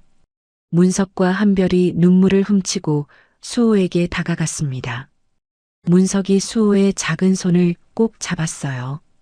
손주의 손이 따뜻했습니다. 아니다. 너무 좋아서. 할아버지가 너무 행복해서 눈물이 다 나는구나. 수호가 고개를 갸웃거렸어요. 어른들은 참 이상하다는 표정이었습니다. 문석은 환하게 미소 지었습니다. 창밖으로 노을이 완전히 지고 있었습니다. 병실에 어둠이 내렸지만 세 사람의 가슴에는 따스한 빛이 켜졌어요. 수호가 태어난 뒤 세 사람의 일상이 달라졌습니다. 문석은 몸이 괜찮은 날이면 어김없이 국밥집에 출근 도장을 찍었어요. 재계 1위 기업의 회장이 시장 골목 국밥집 단골이 됐으니 세상 사람들이 알면 눈이 휘둥그레질 일이었죠. 하지만 문석에게 그런 건 아무래도 좋았습니다. 딸과 손주 곁에 있는 시간이 세상 무엇보다 소중했거든요. 어느 화창한 주말이었어요. 문석이 제안했습니다. 동물원 가자. 수호가 동물 좋아한다며? 한별이 망설였어요. 아직 수호가 완전히 회복된 건 아니었거든요. 하지만 수호의 눈이 반짝반짝 빛나는 걸 보고는 고개를 끄덕였습니다. 동물원 입구에서 문석은 난생 처음 해보는 일을 했어요. 머리띠를 샀습니다. 토끼 귀가 달린 분홍색 머리띠였죠. 점원이 건네주는 걸 받아들고 한참을 망설이다가 수호의 재촉에 머리에 얹었어요. 할아버지, 목마 태워줘. 수호가 두 팔을 벌렸습니다. 문석은 사실 서 있는 것조차 힘들었어요. 폐가 굳어가는 통증이 느껴졌지만 문석은 이를 악물고 수호를 번쩍 들어 올려 어깨에 앉혔습니다. 으라차. 숨이 턱 끝까지 차올랐지만 꾹 참았어요. 야호. 우리 할아버지 키 엄청 크다. 세상에서 제일 크다. 수호가 환호성을 질렀습니다. 문석의 가슴이 벅차올랐어요. 30년 세월을 보상받는 것 같았습니다. 한별이 그 모습을 지켜보며 살짝 눈물을 훔쳤어요. 점심때가 되자 공원 벤치에 앉아 도시락을 펼쳤습니다. 한별이 새벽부터 일어나 싸온 김밥이었어요. 문석은 난생 처음 먹어보는 맛이었습니다. 최고급 호텔 요리보다 맛있었거든요. 수호가 김밥을 우물거리다가 갑자기 물었어요. 엄마, 할아버지가 우리 진짜 할아버지면 안 돼? 나 할아버지랑 계속 살고 싶어. 순간 정적이 흘렀습니다. 한별이 문석을 바라봤어요. 문석도 한별을 마주봤습니다. 기대와 두려움이 뒤섞인 눈빛이었죠. 30년간 아빠라 불러본 적 없는 딸이 과연 자신을 받아들여 줄까요? 한별의 입술이 떨렸습니다. 한참을 망설이더니 작은 목소리로 말했어요. 이제 수호 진짜 할아버지 해주세요. 문석의 심장이 쿵 내려앉았습니다. 아빠. 그 한마디에 문석이 무너졌어요. 눈에서 눈물이 쏟아졌습니다. 공원을 지나던 사람들이 쳐다봤지만 상관없었어요. 토끼 머리띠를 한 노인이 벤치에서 엉엉 우는 모습이 우스꽝스러웠겠지만 문석에게는 세상에서 가장 행복한 순간이었습니다. 그래. 고맙다. 정말 고맙다, 우리 딸. 하지만 이 행복은 오래가지 못했어요. 그림자가 드리우고 있었거든요. 며칠 뒤 강진그룹 본사 상무실이었습니다. 강태진 상무가 책상을 내리쳤어요. 문석의 조카이자 회사의 2인자였죠. 그의 눈앞에는 친자 확인 서사본이 놓여 있었습니다. 뭐야 이게? 국밥집 미혼모가 회장님 핏줄이라고? 강 상무의 얼굴이 일그러졌어요. 이가 갈렸습니다. 그럼 유산이 다 거기로 간다는 소리잖아. 20년 동안 피 터지게 일한 나는 뭐가 되는 거야. 강 상무는 법무팀장을 불렀습니다. 건장한 수행원들도 대기시켰어요. 눈이 뒤집힌 채 계략을 짰죠. 며칠 후 점심시간이었습니다. 문석은 정기검진차 병원에 갔고 한별은 평소처럼 장사 중이었어요. 손님 대여섯 명이 국밥을 먹고 있었죠. 그때 검은 승합차 2대가 골목 입구를 막았습니다. 양복 입은 남자들이 우르르 가게로 들이닥쳤어요. 앞장선 사람은 강 상무였습니다. 당장 모두 나가세요. 강 상무가 소리쳤어요. 수행원들이 손님들을 내쫓았습니다. 항의하는 사람도 있었지만 험악한 눈빛에 질려 도망치듯 나갔어요. 철커덕 셔터가 내려졌습니다.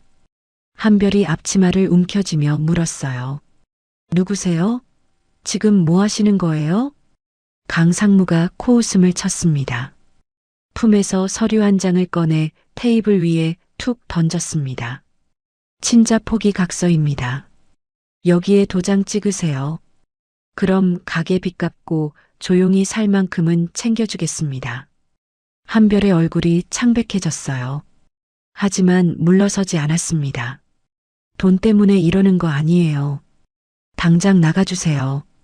강 상무의 눈매가 매섭게 변했습니다. 그는 한심하다는 듯 혀를 쯧 찼어요. 그 차가운 경멸이 고함보다 더 섬뜩하게 느껴졌습니다. 이봐요, 아가씨. 상황 파악이 아직 덜 된 모양인데. 강 상무가 가게 안의 허름한 집기들을 눈으로 훑으며 비릿한 웃음을 흘렸습니다. 회장님이 노년에 병들고 적적해지시니 판단력이 잠시 흐려지신 거야. 그걸 가족이라고 착각하면 곤란하지. 뭐라고요? 30년 전에 그쪽 어머니가 왜 소리 소문 없이 사라졌겠어? 주제를 알았던 거지. 감히 넘볼 수 없는 나무라는 걸 스스로 깨달았던 거야. 강상무가 한별에게 한 걸음 다가서며 낮게 속삭였습니다. 서로 급이 맞아야 가족이지. 피 좀 섞였다고 다 같은 사람인 줄 아나? 어머니처럼 비참하게 버려지기 싫으면 우리가 적선할 때 받고 조용히 사라지세요. 그게 너희들 수준에 맞는 대우니까. 한별의 온몸이 부들부들 떨렸습니다. 돌아가신 어머니의 인생을 송두리째 부정하고 자신들을 철저히 비하하는 그 태도에 피가 거꾸로 솟는 것 같았죠. 그때였습니다. 우리 엄마 괴롭히지 마. 가게 구석에 있던 수호가 쪼르르 달려와 한별의 앞을 막아섰습니다. 고사리 같은 손을 양옆으로 벌리고 강상무를 올려다봤어요. 나쁜 아저씨, 저리 가. 강상무의 미간이 확 찌푸려졌습니다. 그는 마치 닿으면 안 될 것을 본 사람처럼 과장되게 몸을 뒤로 뺐습니다. 그 차가운 침묵이 고함보다 더 비참했어요. 강상무는 품에서 실크 손수건을 꺼내더니 수호가 서 있는 쪽에 공기를 털어내듯 휘저었습니다. 그리고는 그 손수건을 바닥에 툭 버렸어요. 마치 세균이라도 옮았다는 듯한 태도였죠. 즉, 이래서 가정교육이 중요한 거야. 어른들 얘기하는데 끼어드는 꼴이라니. 강상무가 한별을 보며 비릿하게 웃었습니다.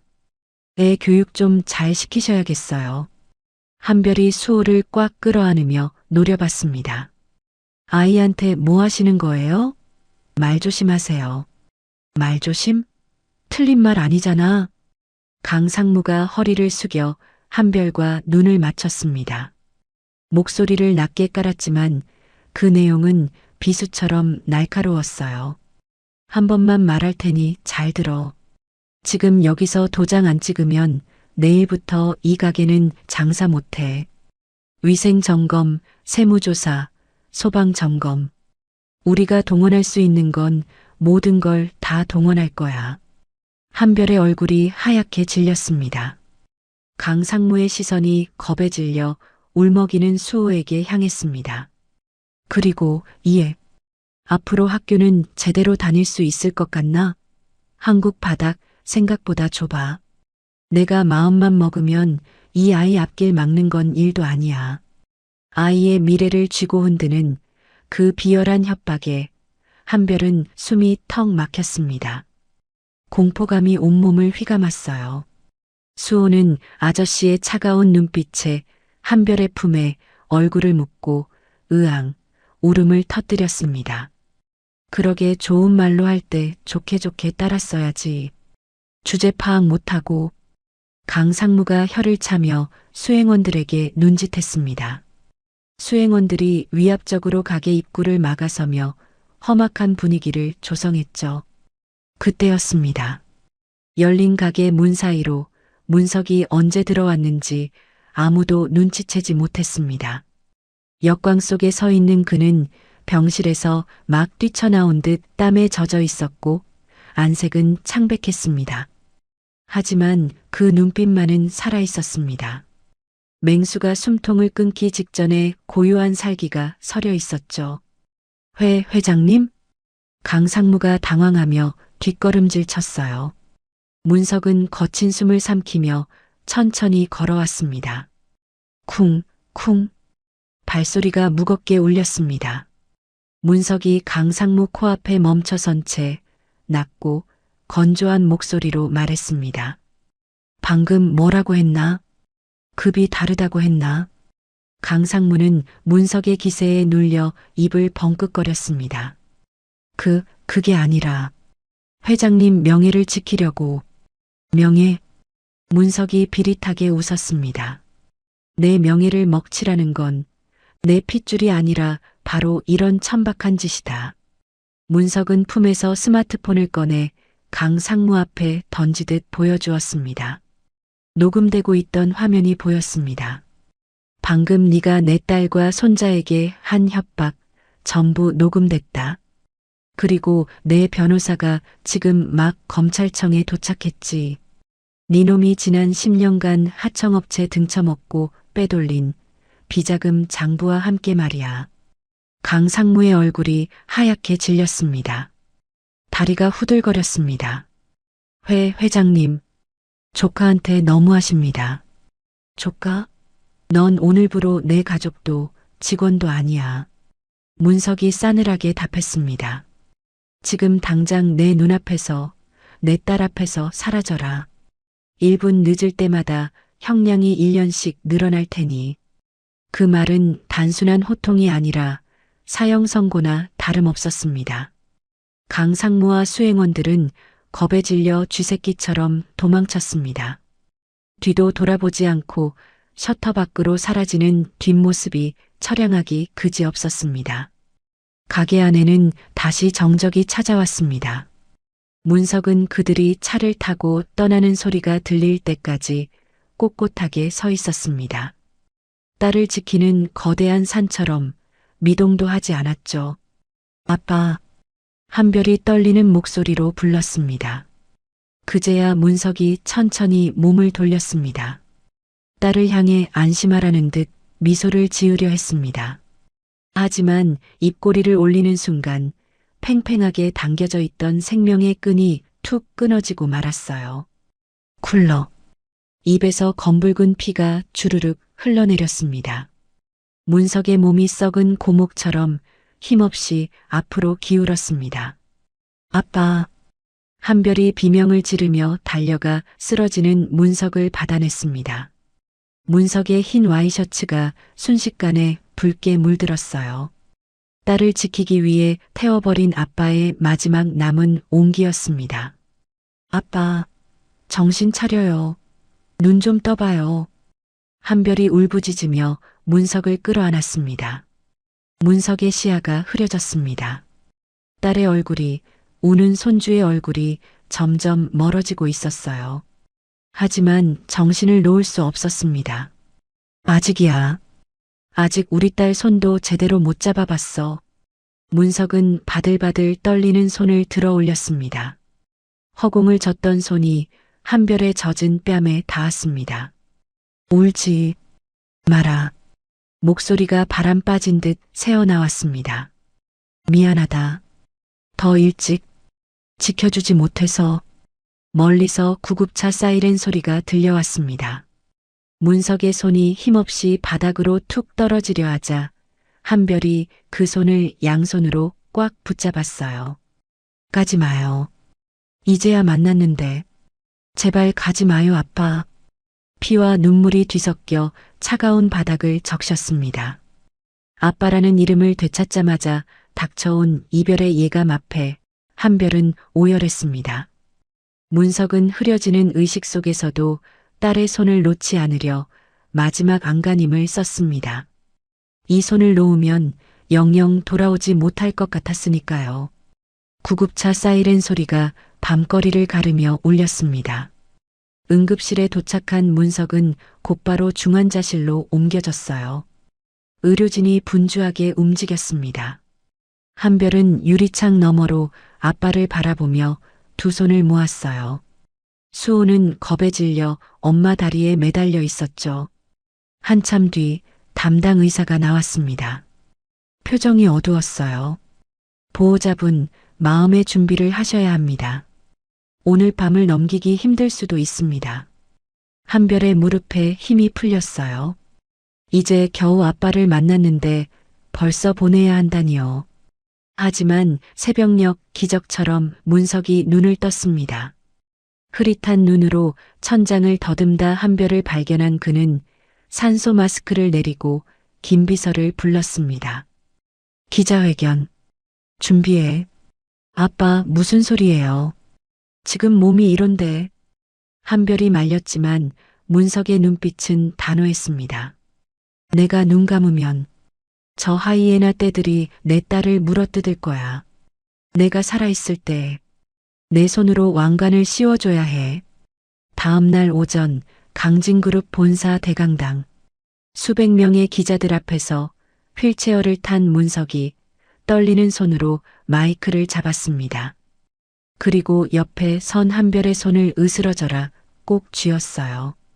제 인생의 유일한 자랑이자 제 모든 것인 문석의 목소리가 대강당에 울려 퍼졌어요. 제 딸 강한별입니다. 오늘부로 강진그룹의 유일한 후계자이자 상속인임을 선포합니다. 플래시 세례가 쏟아졌습니다. 생중계 카메라가 한별의 얼굴을 비췄어요. 이제 누구도 함부로 건드릴 수 없는 완전한 문석의 딸이 된 것이었죠. 기자회견이 끝난 후 문석은 병원이 아닌 집을 택했습니다. 병원은 지긋지긋해. 내 딸과 손자가 있는 우리 집으로 가자고. 삭막했던 펜트하우스에 수호의 알록달록한 장난감이 굴러다니고 주방에서는 한별이 도마지라는 소리가 들려왔습니다. 문석은 침대에 누워 그 소리를 자장가 삼아 들었어요. 이 넓은 집이 이제야 꽉 찼구나. 이제야 사람 사는 집이 됐어. 며칠 뒤 볕 좋은 날 펜트하우스 테라스에서 세 사람이 함께 일광욕을 했습니다. 수호가 문석의 무릎을 베고 누웠습니다. 한별은 그 옆에서 과일을 깎고 있었죠. 따스한 햇살이 세 사람을 감쌌어요. 문석은 직감했습니다. 이것이 생애 최고의 순간이라는 걸요. 문석은 남은 힘을 짜내 변호사를 불렀습니다. 유언장을 수정하고 한별과 수호의 호적을 강씨로 정정했어요. 윤한별은 강한별이 됐고 윤수호는 강수호가 됐어요. 그렇게 기적 같은 6개월이 흘렀습니다. 문석은 수호와 그림을 그리고 한별이 끓여주는 집밥을 먹으며 생애 최고의 날들을 보냈습니다. 하지만 이별의 시간은 예고 없이 다가왔습니다. 어느 날부터 문석의 기력이 눈에 띄게 쇠했습니다. 침대에서 일어나지 못하게 됐어요. 숨소리가 거칠어졌고 손끝이 점점 차가워졌죠. 수호가 안방으로 쪼르르 달려와 스케치북을 내밀었습니다. 할아버지, 선물, 크레파스로 꾹꾹 눌러 그린 그림. 할아버지, 엄마 수호가 손을 잡고 활짝 웃는 모습이었습니다. 흙바닥 그림과 달리 절대 지워지지 않을 그림이었죠. 문석은 그림을 가슴에 품으며 눈물을 흘렸습니다. 그래, 이제 하래비가 함께 있구나. 영원히 우리 수호 옆에 있겠구나. 문석이 한별에게 눈짓을 했습니다. 한별은 눈물을 삼키며 부엌에서 따뜻한 사골 국물을 떠왔습니다. 문석은 한별이 떠먹여주는 국물을 힘겹게 삼켰어요. 따뜻하구나. 꼭 해수기가 차려준 밥상 같아. 그때 문석이 베개 밑에서 낡은 서류 봉투 하나를 꺼냈습니다. 한별의 손에 쥐어주었어요. 이건 내게 주는 내 진짜 선물이다.